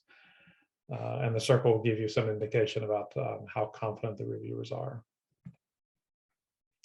Like the grade tool in quantitative reviews, grade circle provides valuable information about how confident you can be about your individual findings. And this is really critical when you're trying to integrate qualitative evidence into your policy brief. Obviously, if you're doing primary research, you won't have circle because circle is kind of designed for use with reviews. But in fact, the components that we used for circle are really the same components you would use in a primary study. How good is the method in the study? Are you talking to enough people and getting enough rich information from them? Are you talking to the right people? Are these the relevant people for your question? Your final interpretation, is it a coherent kind of representation of what people told you or what you observed? Right. So these kind of components are quite general kind of ways of assessing kind of the confidence of one's interpretation. But it's designed for use with a review, even though the kind of underlying ideas can be applied to any kind of evidence, any kind of qualitative evidence. Hello, colleagues, and hope you've had a good session so far. We had discussion on the use of effectiveness evidence and also use of qualitative evidence in development of policy briefs and how it applies. Now I go to another element of important sources of evidence, and that's the use of cost and economic evaluation evidence. So let's see whether my screen moves ahead. Okay. So in terms of the session, I will not in a very particular order, but I will cover the issues that are highlighted in here. So just referring back to the multi-concept approach that you are hearing about in different sessions, that's important because of to make the picture clear how we are approaching this situation. Then talking about some key principles of economic evaluation. Some of you might be very well familiar with these. So as it was in the case of previous session, because there are colleagues with different backgrounds here, so we cover those issues as well, but I hope with the others will be as a reminder. Then looking at the sort of how the economic evaluation data, for example, if it comes from health technology assessment, can be used in development of policy briefs, some examples of that and some examples of scenarios. The question I will be using examples mainly to raise curiosity and also to show you what are the challenges and what are the potential solutions. Then some reference to use of national cost data for the issues, and then on the presentation. So obviously the time is not very long. So in that sense, everything discussion will be done in a brief way, and hopefully it will capture the key issues that should be captured in such a session. Okay, so coming back to the integrated multi-concept approach we are talking about. So if you can see my cursor, so obviously we are talking about different designs. So economic evaluation mainly is within this category, within health technology assessment program and within guideline development program. So that's often where it appears. So where the different options, whether they are clinical recommendations, public health recommendations, or are related to certain technologies or interventions, are being used for assessing and selecting between different interventions. But then policy brief is part of the knowledge translation process. We use it as a sort of an important tool and avenue for communicating evidence with the policymakers as well as with the wider audience. So in a way, we are talking about the methodologies that are belonging often to two different programs. to be used in another program in an integrated way. So in a way, it's also a linkage of the program, how they come together. Another reminder is that, so as I mentioned in my opening remarks, is what we are doing is based on the regional action plan for evidence-informed policymaking. And within that regional action plan, there are 6 strategies. 3 of them are for the countries of the region, 3 are for the WHO, and the first 3 for the countries of the region, and within which there are so many different actions that have been highlighted and reviewed by the countries' policymakers. So all 3 strategies, they involve a level of capacity building. So in all 3 strategies, there are certain elements of capacity building to be done. And hence this activity is in line of those requirements that have been set by the ministries of health of the region. Okay, let's go to the topic. The first question is, why we need to use cost analysis and economic evaluation studies in the policy. So what are the main benefits of cost data? So when we talk of cost analysis, and I come back to this terminology a bit later. So cost analysis is any study that involves assessing the cost of different, say, interventions. So, or maybe it could be cost of different behavior or cost of different actions, or sort of different services. So in that sense, cost analysis on its own is not economic evaluation, but it can still provide important data for us. For example, one of the, when we were discussing the use of effectiveness evidence earlier, several of you saying that, okay, fine, we know about those interventions, but I want to know which one of them are costly, more costly or less costly. I'd like to know more about the cost. So a cost analysis about every intervention can help you to understand that issue. It could be about unit cost or the overall package cost. Again, another question that was raised in the morning session was related to sustainability and affordability. So that goes beyond the usual cost analysis. In a way, you spoke about whether we can continue to afford the cost. And then also it has inherent in it the issue of whether the cost is likely to remain constant or is it going to change? Because sometimes you can afford it now, but if there is a projection that the cost might change, the affordability might be different. And then the issue of whether it can be sustained under different scenarios and circumstances in the country. But most importantly for this session is that cost analysis is a major component of economic evaluation. So I come back to that. So in a way, it's part of our analysis that we do that. When we do economic evaluation, so in a way, we are talking about tools and methodology that helps us in selecting the preferred intervention or policy. Why that's important? Because we know the resources are limited. This is despite the fact when those people who wanted an intervention, so let's say doctors, policymakers, those who are acting on behalf of an important issue to their own consideration, they always think that the resources can be made available if they ask for it. When you look at it in a more comprehensive way from a policymaking perspective, so you always make decisions about where to put the money and how to use that. So that limitedness of resources is not something that applies to certain settings and not the others. It's an overall issue applies to every setting, every scenario. So in that sense, economic evaluation can be valuable everywhere. And then sort of knowing that also different intervention is not just about the cost, their outcomes are different, even if that difference is not in a massive way, but it might affect cost effectiveness in a very considerable way. So in that sense, when we put together, they help us in selecting interventions that provide lower opportunity costs. That means so by spending less money on those and getting more out of it, we actually lose less of other things that we could have done. The simple case is that if we are sitting together in this workshop, there is an opportunity cost. The opportunity cost is that I could have done something else. I could have done my work. I could have read something useful. So if what you get out of the workshop is valuable, at least at the amount of what else you could have done, or is it of more value to you, then it has this appropriate opportunity cost. So that applies to every other thing. When we use money on something, that means effectively we are not using it on something else.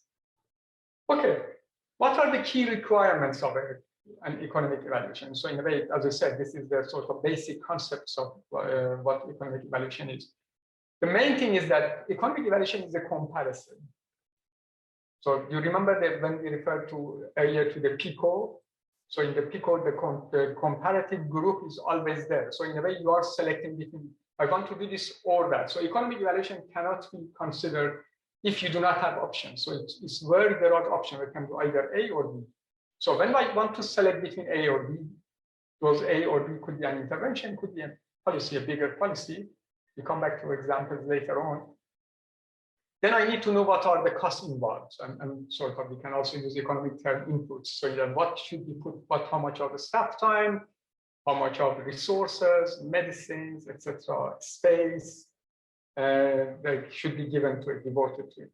So when you want to make them to a unit that can be sort of bringing all together, so the cost become the unit that brings all of those together. So in that sense, we also talk in economic evaluation that the value, the reason we call the value here is that it's a monetary value, is that sort of you change time into money and then everything else into money so that you can compare different options. The same applies to outcomes. So outcomes, again, for different scenarios, they have different outcomes, health consequences. Sometimes we measure the sort of the health outcome as they are. For example, we talk of mortality, different. So whether option A results in less deaths than option B. But sometimes we bring different options together. So I mean, there could be, for example, it's about death, but it's also about pain. It's about side effects. It could be about sort of disability. It could be about bleeding, hospitalization. There are so many different items coming together. So you may be selecting between those health outcomes, or you may be going for a bigger outcome that brings them together. For example, a quality adjusted like here, so a quality approach that brings those together. So obviously, we are not going into the details of these calculations, but then these are the basics we are talking about. So very important, economic evaluation needs comparison. This comparison could be one comparison or could be more than one option. One sort of, alternative option. Okay, so based on that, we get to the sort of a simple typology of cases of the studies, economic studies that we are talking about. One is the cost analysis, as I said. Usually it doesn't involve sort of comparisons. You are talking about that I want to, for example, introduce a new surgeon in my hospital. Well, I want to change the campaign program for vaccination. Then the issue becomes sort of how to do the, what would be the cost of the program that I'm doing and how I'm going to implement it. So when we come to economic evaluation, there's sort of a very simple approach. The way cost minimization is something that doesn't often happen according to plans. By that I mean, so you don't plan for it usually. You may end up like that, is that when you have two interventions, two alternatives, that they result in exactly the same outcomes. So the only difference would be which one is more expensive and which one is less expensive. Whichever who is less expensive has less opportunity cost and then becomes your choice, your selection. So that's why we call it cost minimization. But we know that, rarely this is going to happen, that there are two interventions that are exactly resulting in the same outcome. Then the next one is cost effectiveness. Usually, so obviously the core category of economic evaluation sometimes is called cost effectiveness study. So don't be surprised if people refer to all of these as cost effectiveness, that's fine. But then when we bring it into categorization, we mean when the outcomes are of real nature. That is death, morbidity, health outcome in the language. Cost utility brings something like quality adjusted life years or disability adjusted life years, value and similar. And cost benefit, when you actually turn outcomes into money. So it becomes comparing the cost, comparing the benefit, all of them in monetary terms. So you change the sort of death into the value of life. So then it becomes monetary terms, and then you calculate and it becomes a sort of a plus and minus exercise in the end. Of course, making to that point is very complex, but then when you get there, it becomes monetary. Cost benefit analysis are usually helpful, especially when you are competing with interventions that are outside the health sector, because then the health outcomes in these two categories will not be helping you to communicate. For example, if you want to compare building a road to production or helping access to a rural area to compare to establishing a hospital, so the main outcomes are different from each other. So cost benefit is helpful because the person who makes that decision is actually comparing things that are very different from each other, if those all become money, then that's helpful. And then there are combinations. So these are individual studies. There are combinations, systematic reviews of economic evaluation studies. Those are, I mean, they have certain complexities that are different from systematic reviews of effects or qualitative synthesis studies that was referred to earlier. But then also modeling of economic evaluation studies or modeling that requires data from more than one study. That is often the case. And health technology assessment. So we are not going to the details here again. Health technology assessment involve assessing effectiveness, involve assessing cost effectiveness in general, I mean, in the general term of it. But then it looks at acceptability, equity, and other considerations. So in that sense, bringing them all together.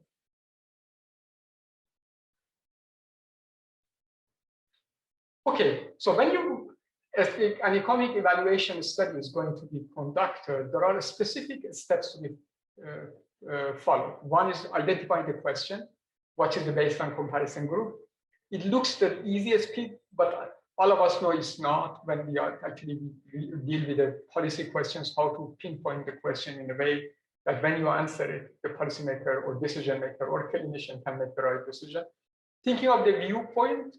So I refer to this later on with example, but the issue in cost, the viewpoint is really important. Let's say if I'm talking about the cost to the healthcare services, and one of my options is that, so let's say I want to have a policy that results in quicker discharge of people from hospital.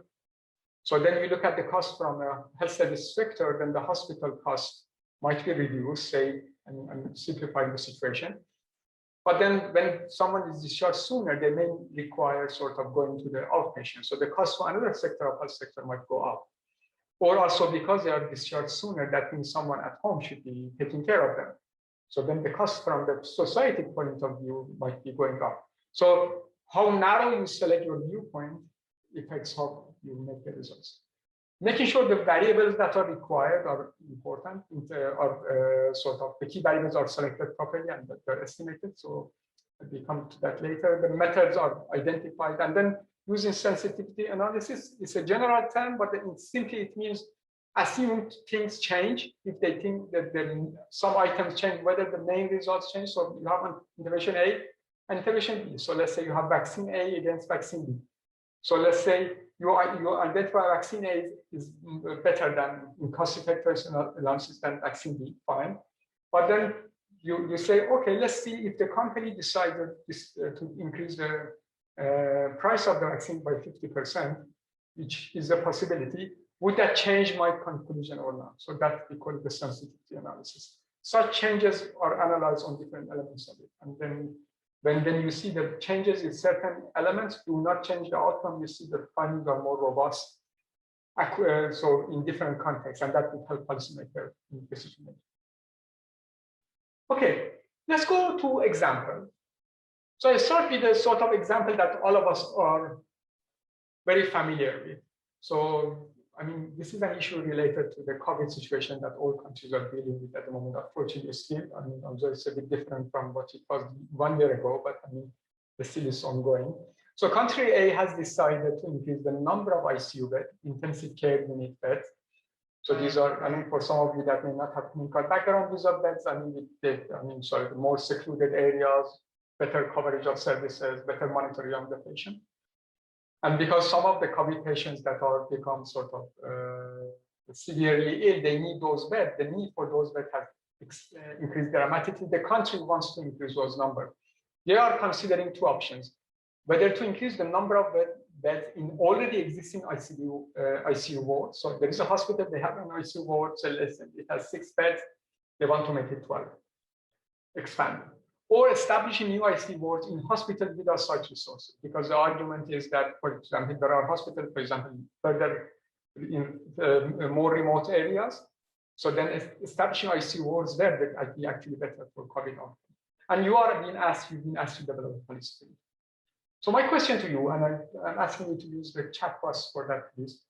What are the main variables? What are the main costs that you consider? So you want to sort of develop your policy brief, and you want to calculate the cost. But the first thing you need to do for this question is that, what are the costs that I need to collect? What sort of variable data I need to have cost about to be able to do the analysis? So can you please put your, I mean, let's have 2-3 minutes if you have any sort of suggestions about the key variables here.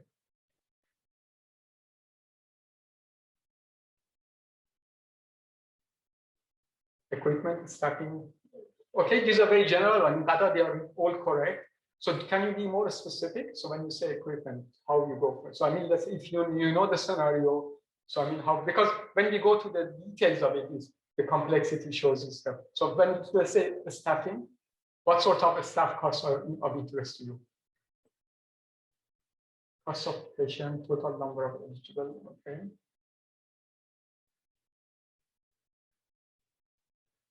Okay, so going for further areas.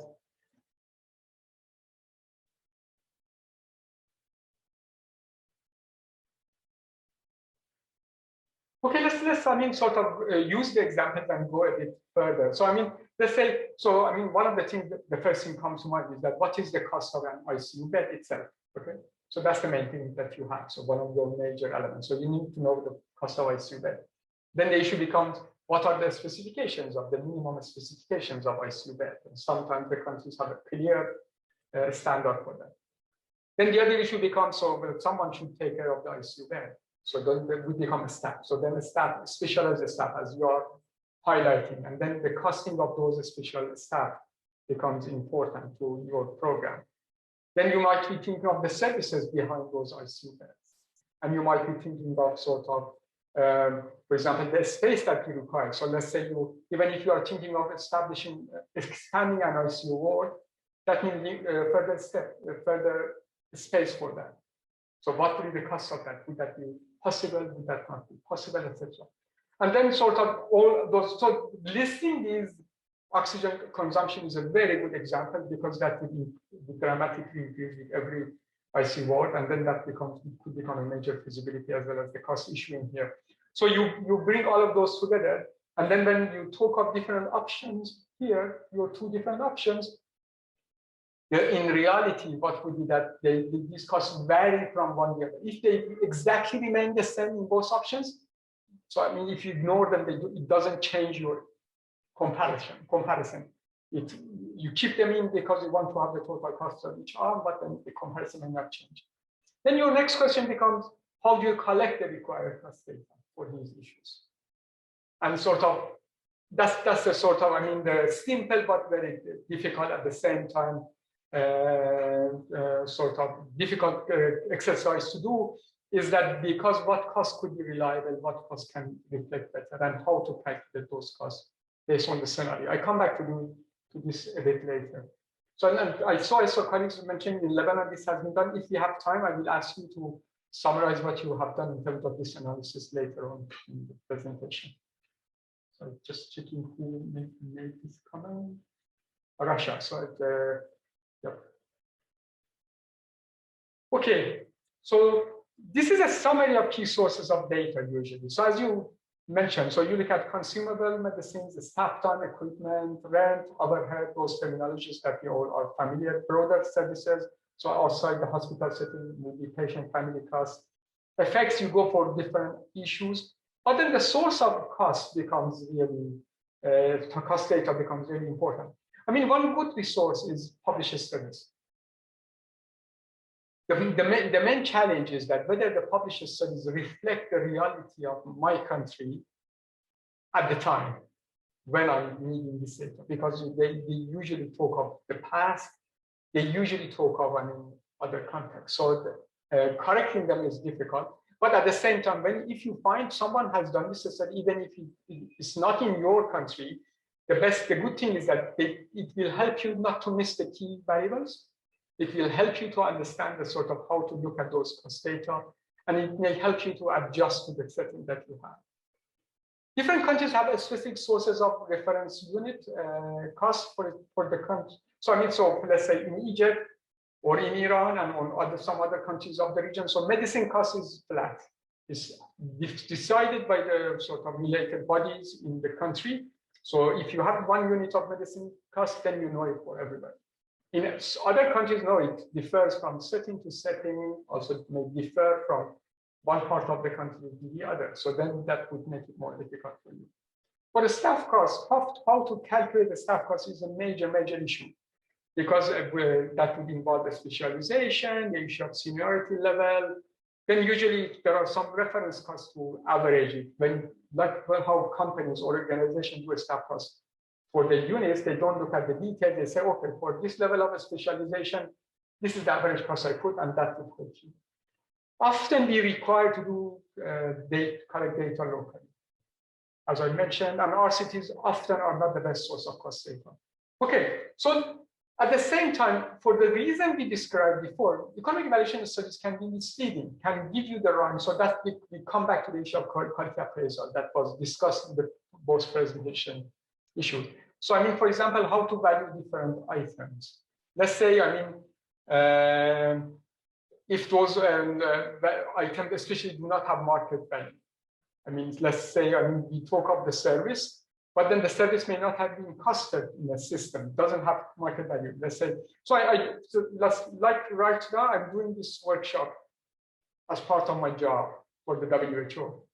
But conducting a workshop is not costed in my salary, is not costed in a WHO format. So it's a non-market item that is being provided. If I want to calculate the cost of conducting a workshop, how to value the time I'm putting and other colleagues from WHO are putting here or elsewhere, becomes an issue of how you do that. I mean, the way that these values are being met, and within the healthcare, there are many examples of it. Many services in many countries are not valued on a market basis structure. So you need to make a decision on how to calculate the time into the value. So if the cost needs to be adjusted, then how to do that? Then the consideration of capital cost is that the resources that require to put that are not one-off use, they will be continuous. So I'm establishing a new ward, so I need to pay for it. But then afterward, it's going to stay there for many years. So then how can I apply it to a project that I'm talking about analyzing for 1 year? And then the context between average cost versus marginal cost. I don't know whether you are familiar with this or not, but let me bring the case of ICU beds, the example we had just a couple of minutes ago. So the issue is that when I talk of capital cost here, so you remember we talked of hospitals that do not have ICU is one of your options. So you want to establish ICU, that's fine. But all of us know, if you want to have an ICU ward, you need to have a very strong laboratory service in the hospital. So it's not just establishing and building a ward, which is a capital cost. You also need to make sure your laboratory services are of the standard required for an ICU to be able to function. You need a strong radiology department that may not be in that. So in a way, suddenly it's not just the ward itself, how to build the structure so that the ward will function. So then the study may ignore this. I mean, people who come there are just thinking of the ICU bed. Okay, how many ICUs are? Let's go for this option. Forgetting all those different capital costs that are coming in. The issue of cost, average cost, usually in healthcare, we talk of average cost. So I will say, what is the average cost of a ICU bed? What is the average cost of 1 month of services by a specialized doctor? Then I put that there. But then, so let's say I have a 6-bed ICU ward. If I make it to 9, according to the standard, it's possible. But if I want to make the 9 to 10 beds, I need to build a new space for it. So the marginal cost of going from 9 bed to 10 bed is much more than the marginal cost of going from 8 bed to 9 beds. So that's the cost of the latest change in the quantity that you are doing, that we call marginal cost. So again, this is often forgotten. The same applies to doctors. Let's say you have 3 doctors to run your ICU bed. So up to a certain increase in the number of beds, you do not need to increase the number of doctors. You go further up, you need more doctors. And then suddenly that addition, the cost is much more. And if you don't consider in the program, then obviously the economic evaluation that you are doing is not sort of guiding the policymaker correctly. I go back to the same question. You remember the country had decided to increase the number of ICU beds. You were tasked to develop the policy. But then while you are working on it, you realize, well, this was not the main concern of the policymakers. What they were really concerned was that to increase the critical care capacity and access to medical oxygen in hospitals. It wasn't just ICU beds, it was actually the critical care capacity that could be also provided outside the hospital bed. So you see, suddenly by working on the topic, you realize maybe what it involves in the back of the mind of policymaker was not exactly what they told you. So this gives you further sort of policy options. So I'm asking anyone who can volunteer just to give me maybe one or two further policy options. So if you change the topic in this way, what additional policy option you might have compared to the two we discussed? So someone put in the chat, so let's see the chat. Transportation between hospitals, so that's a good one. Yeah, what else? Yeah, I mean, normally I would wait more, but I mean, because I'm conscious of the time, so I sort of go to the options that. So one option that can be sort of discussed, the issue of expanding access to medical oxygen in non-ICU hospital wards. This is what has happened in many hospitals across the globe as a result of COVID. So not all of them expanded ICU wards, they actually expanded access to medical oxygen in non-ICU wards. Okay, so now I have three policy options. You might think of other options coming here. So then again, I need to look at the cost for these, the consequences of each one of them, and then trying to assess. So if you bring this additional policy option, what other variables you need to consider? What extra variables comes to your mind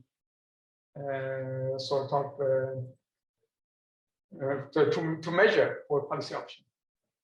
So we have discussed different ones before. What are the additional ones? Anyone wants to drop something? Yes, I mean, that's also a good option there, so sort of equipping to a more critical care capacity. Extra equipment, yes, so what example, Dr. Shirazi? What example do you have in mind? Extra equipment, what sort of equipment? Training, of course, that's really important because then you expand into to staff that are not providing such services. Okay, yes, excellent. So oxygen delivery services. So I'm putting some examples. So I mean, please think through it at the same time with me. So the cost of oxygen use, obviously you expand, then oxygen use go dramatically higher. Enhancing hospital infrastructure for medical oxygen distribution. So it's not an easy thing. Not all wards in every hospital has been supplied properly with the sort of required wiring and tubes for transfer of oxygen. So then are you going to transfer, I mean, sort of capsules from one room to the other, which is happening? If you do that, the safety concern for medical oxygen use might be dramatic going up. So you have a side effect, a major side effect that you were not thinking of it when you were talking about ICU beds.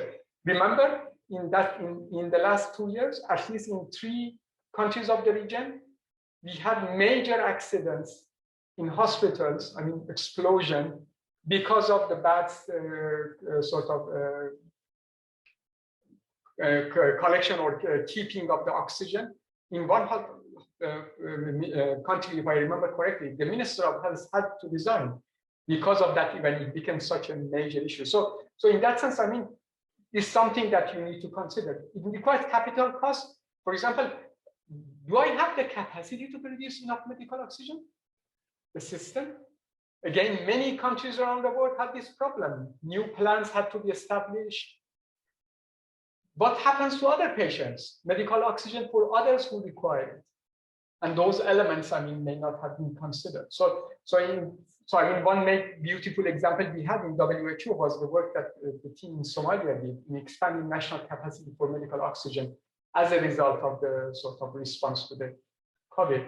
So in a way, you see, you bring one further option, and then the questions change. So my next question is that, are there further policy options to consider?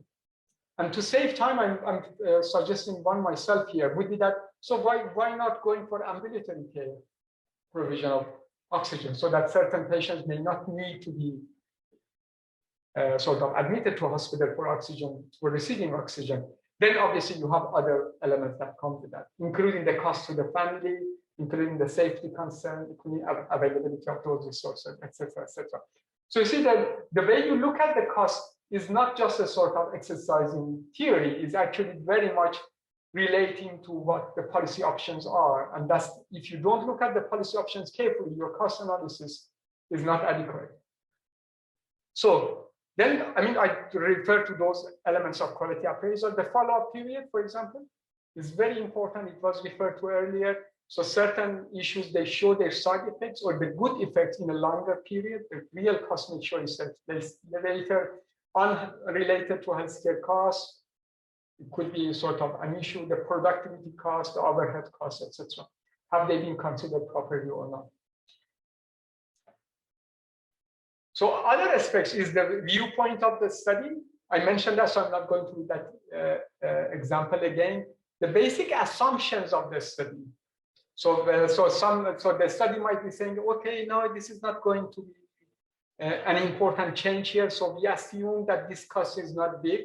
So I won't be surprised that in many analyses that had been done prior to COVID related to hospital expansion, for example, the use of oxygen was not part of calculation.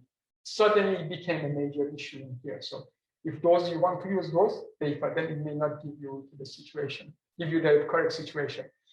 And the proportionality issue. So medicine costs, for example, the medicine cost in one country or the proportion of medicines cost, drugs cost to the total cost of a service from one country differs substantially to another country because of the pricing of medicines varies substantially from one country to the other in massive ways, sometimes unbelievable. The medicine costs $1 in one country, in another country may cost $50 or $100. The same medicine might change the price dramatically in a country from one period of time to the other. So then that would change.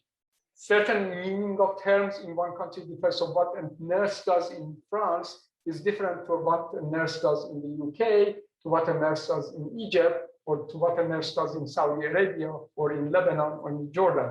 So that the sort of the cost and also the elements involved in the cost are different from country to the other. Okay, I go to question number 2. Let's remember, last year. So by now, most countries have answered this question in one way or the other.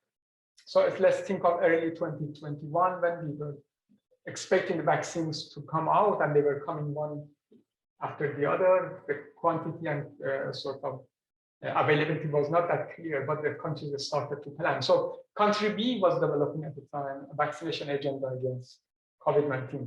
There were people in the society who were not that supportive, and also in the government. So you were again tasked to develop a policy to have decision making. So you decided to develop a decision tree to analyze costs and consequences of different options to help policymakers in their decisions and advocating for benefit of the vaccination at national level. So that's the task. And then you think, okay, maybe sort of a model, a decision tree might help in answering the question. So I've developed a very simple one. So first of all, let's just look at this as a sort of for some of you that may not have seen a decision tree, the issues that come. So usually we have a knot that this is my decision knot. I decide whether to have no vaccination program or vaccination program using vaccine A, vaccination program using vaccine B. If I don't have a vaccination program, there are people who are not going to catch the disease, whatever their proportion is. Then there are people who are going to catch the disease. Those who catch the disease, some of them will have mild or no symptoms, some moderate disease, some severe disease, some unfortunately die. If I do vaccine A, but I have an additional outcome because some people will have side effects because of the vaccine. So then that's one category of side effects. The side effects might have a sort of, for that certain vaccine might be sort of different from each other. Those who have received vaccine and have side effects, some of them may not be exposed, some be exposed. And then the proportion is that how much immunity in different arms is there. So because of that. So then there are people who do not have side effect. Again, the proportion might become different in terms of number who receive the disease. And vaccine B, similar scenario can be identified. So in a way to develop a sort of a decision tree, I mean, identifying what are the key important outcome consequences, estimating the probability of each one of them happening. So if no vaccination, what is the chance of I catch the disease? And imagining that the average person who might be using a mask, but may not be that religious in using the mask, sometimes they are less careful and then they go to the society. They have certain behavior, but then you have an estimation of how much exposure they get. And then among those people who catch the disease, what is the distribution of the outcomes? Estimating cost of each outcome, and then you multiply the proportion of people who fall in each arm with the cost of that arm, and then you add it up, and then you get the full cost of this arm compared to this arm, compared to this arm, and that will help you to make the decision. Okay, so that's a sort of very basic, very basic decision tree that can be provided.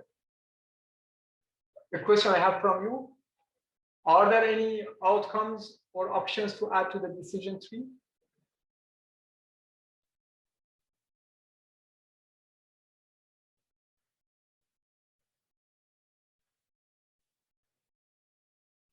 Anyone wants to answer this question? And if you want to take the floor, you're also welcome. If one person wants to take the floor. Anything missing? So, for example, see comments in the chat. So, combination of yes. So, they could be saying that, well, the country might go with a sort of a mixed program with different vaccines. Probably early 2021, we were not thinking of this that much, but now we know this is really important. The sort of uptake becomes, yes, acceptability. You might bring that as a sort of element of details, Lamia, into the sort of your decision tree. Cold chain, so that cold chain become part of your cost for the program. I would assume you calculate that as part of your cost of vaccine, because that's not an issue that would apply to no vaccine. So in a way, you need to sort of include it in the cost when you calculate the cost of the vaccine. And as we know, I mean, sort of different vaccines have a different cost for sort of cold chain. What other options you might be thinking of? Economic burden would be more of a sort of outcome. Vaccination strategy, yes, here, I think that's really good. They show, for example, well, how you are going to do it, who you are going to sort of approach or not. Qualification by WHO, so that's a pre-issue. In a way, I mean, I decide whether I would say if WHO doesn't clear it, I'm not going to accept it. So in a way, you don't need for that. You rely your decision on sort of another level, not your decision tree, because then it's, let's say if vaccine A is not pre-qualified by the WHO, then vaccine A is out. So obviously you don't have that option anymore. So in that sense, it doesn't come forward. Let's look at one further one, comorbidity. Yes, Rafa. I think that's really important in a way, sort of, and high risk sort of Shiraz, the same category, high risk group. I think, yes, you may have vaccination program, but it's not for everyone. Then you might go for that. The cost of missing due to vaccine or not, due to, yes, the receiving of vaccine could be considered, etc. Okay, excellent example. So you see, the issue is that these models are usually, most models are a major simplification of the reality. So then the decision for you becomes how complex you want the model, because, you know, making the model looking very complex and including everything is quite beautiful. Fine, that's excellent. But then you need to answer all of these questions. What would be the proportion of people who fall here and then fall into that and then fall into that? And then what is the cost of, by every variable you add to your model, the complexity and the amount of data you require to be able to do the calculation becomes really important. So you have to select what are the key variables that are game changers. What are the key variables that are going to change the policy decision? And that's how you make your decision. Okay, so I put some of those are the options that you highlighted here, and just let's look at them. So maybe yes, option for vaccination key target groups. So I don't think I have the combined sort of vaccination program here, so that could be one of the additional one. So you remember, I mean, early months of 2000, I mean, last year, I mean, the issue was that, I mean, from whom to start and how to do it. you might be analyzing, you actually make it sort of in terms of stratification by age groups, because of saying the benefits differ from age group to the other, then you actually have some parallel decision trees, and then you combine them together to make your decision. Do you want to include waning of vaccine effect over time? So a major issue that now we are aware of, maybe last year we were not, including emergence of new variants of concern. What if a new variant comes? So that becomes part of your decision making. Non-health related outcomes, and several of you refer to examples like that. So in a way, so the model is never everything a policymaker needs, but it should have the main things that will change the decision of a policymaker, the main concern. And if you are ignoring certain important variables, then you need to have a good argument why those variables are not going to affect the sort of the main findings of the sort of the decision tree. Yeah, I see the discussion is ongoing. Please continue, because I mean, colleagues get involved, and then we may get back to those discussion later. Okay, so let's go back to the issue of appraising decision models and cost effectiveness studies. So assessing whether all important alternatives are considered. Are there any other alternative that I need to discuss? Are all important costs and effects included or not? And well, I mean, when we talk of economic evaluation, we really need to have expertise in economic, people who know health economics, people who can do cost effectiveness analysis, can look at the model and check it in terms of technicality, etc. That's absolutely needed. But if those people do not understand these elements of it, still that will be incomplete. So in a way, in economic evaluation, you usually need the expertise of health economics plus the expertise of the topic and areas related to that. You are lucky if you have people who have both of them together, but most often there is a team that brings all elements together, and together they make a good sort of assessment of relevance of an economic evaluation study, let alone designing and implementing. So where sort of, I mean, are the probabilities health outcomes? So let's go back to the model. Let's say, if I say, I mean, when sort of you do not do the vaccination, 50% of people are not going to be exposed, 50% exposed, and then sort of let's say that about 1% may die, 10% severe disease, and the rest mild or moderate, and mild would be, let's say, 70% plus. Then you might end up saying that, well, overall cost is not that major compared to my. But if you say, no, it's not 50% not exposed, I mean, without a vaccination program, you end up with almost close to zero non-exposed, unless people do not move out of home, which is not a possibility. And we'll see that, for example, what's happening in China or what happened in New Zealand or other countries who are going with the zero sort of tolerance approach to sort of disease exposure, which is, I mean, a valid policy option. It's one of the sort of considerations that the decision maker might want to have as a policy. But you see, so you sort of certain costs you avoid, I mean, death, hospitalization, but then there might be a sort of longer level of cost that come into it. So then when you want to do that as a policy approach, then obviously you need to consider different variables to be able to be able, first of all, be well informed of the options, and also be able to conduct the sort of the assessment, conduct the policy implementation correctly. Anyhow, so use of utilities valid and credible. So I mean, our qualities are based on proper data. So as I said, we didn't discuss this, but obviously, I mean, sort of those are sort of those. So you bring in whether the costs were valid and credible. Sometimes you see that the costing has been done, but you look at the cost and saying, okay, so that's too high. It's not a reality like that, or too low, or it doesn't apply to my context. In my country, the cost of this is not such as that. So that would help. Have they tested the robustness of the conclusions? What I described very briefly in one line as sensitivity analysis. And are the results applicable to your setting? So again, I mean, Mehnaz and colleagues, and we have also Elham with us, Ahmad Nejad in the code. So are working on a sort of tool that to help decision makers to apply, to transfer the findings of a sort of health technology assessment from one setting to another setting. So hopefully we will have that released before the end of this year. And that will be a tool that will be valuable for countries of the region in decision making in this context. Okay, let's go back again to the main issue. So I'm now I'm going away from the technical discussion, going to the sort of scenarios in the use of the sort of economic evaluation in policy brief. So sometimes a policy brief is developed based on an already developed evidence-based guideline. So there's a guideline that's, remember the example that Femi was giving earlier today.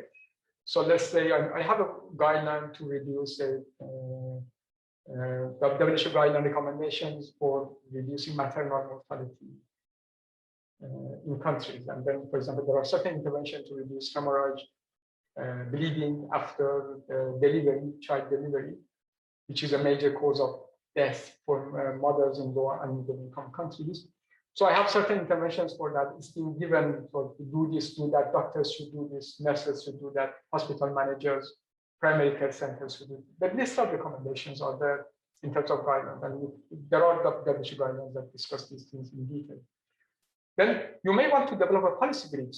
You say that although these recommendations are focused at the manager or clinician level, there are policy elements of it that the national policymaker should apply in order for a doctor or a nurse or a midwife or a community health worker to be able to do their job properly. So then you have that sort of evidence and recommendation with you, and now you're developing a policy based on that.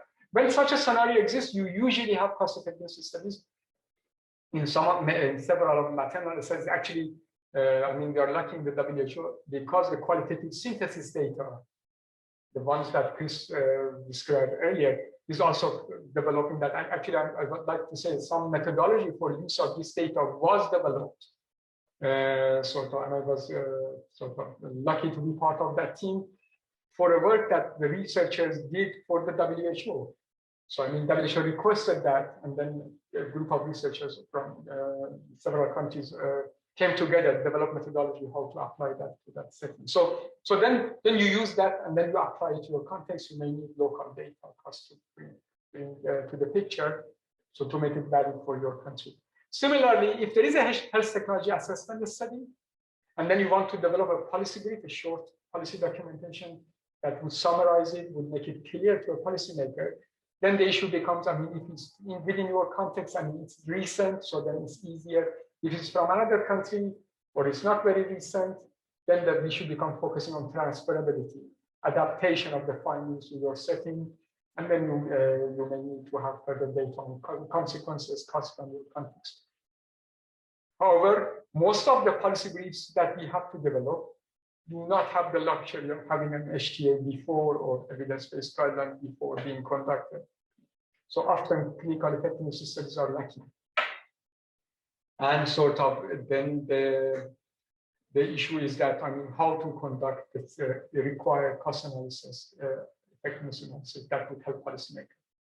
There was a question earlier, I think if I saw in the chat, which I didn't address then, I think it's a good time to refer to it, is that, well, is it always necessary to have cost analysis, economic evaluation in policy briefs?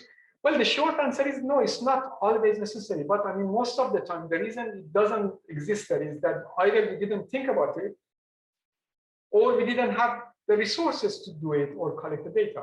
But that's not a good enough argument to say that it was not necessary. So I would separate the issue of feasibility aspects of having a good economic evaluation included in a policy brief from where it's a genuine scenario in which cost is not a major.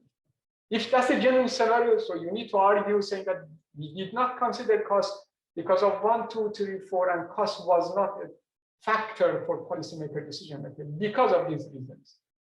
And if you have valid reasons, then obviously you justify your decision. But if there are limitations that does not allow you to have it, so that should be presented that way, that we do not have cost data, we do not have economic evaluation data to compare options. This is a limitation of the work. But however, we have made some assumptions, we did some searches, some discussion with experts, And this is our understanding of how the cost might play a role. And you try to inform in a very honest, very transparent way. And that will also help researchers to try to answer those questions for future policies to come forward. So lastly, coming to the sort of presentation of economic evaluation and cost data in the policy brief. So I mean, this is a sort of WHO template, and it's not hugely different from other templates that colleagues might have seen, but I mean, it's not just a table itself, the structure, I think, would provide more value. Hopefully, again, this is some of the products that we are hoping will be released this year. So there are a description, I mean, you heard from Mehnaz earlier, so description of the different policy options for the problem. So think of, for example, the examples we had earlier. Then talking of main advantages, main disadvantages. So usually these are talking about effects. The advantages may also include acceptability, might include equity considerations. Obviously, so our recommendation is add data if you have in this data. But also you may add cost data here. So if there is cost effectiveness study that has showing that this option is, for example, the cost per unit or the cost per program or the marginal cost of this issue is like this, and hence it is a more cost-effective option, then you add those details also here. But we have one specific role for cost and feasibility of implementation. So this is not about recommending the option, it's about what will be the cost of implementing the program. So let's say I have option A, actually I do the analysis, option A is more cost-effective, fine, I'm recommending it here. I propose it in here, but then I'm also explaining option 2, saying that, so, and then explaining why it's not the best option. But then here would be that's okay. When you want to do option A, for example, you need to educate the staff in this state. You need to consider involving those people. There might be some reactions from certain parts of the society in this way.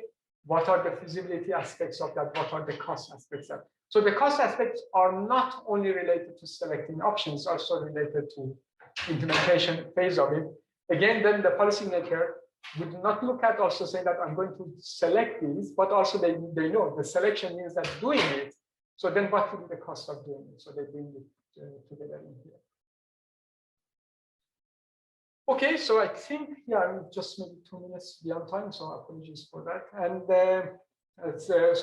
we discussed the sort of, refer to multi-concept approach, some key principles of economic evaluation, referring to use of economic evaluation policy brief, the use of national data, and also his presentation. Obviously, all of those were given in a very brief snapshot approach, but hope you found it useful.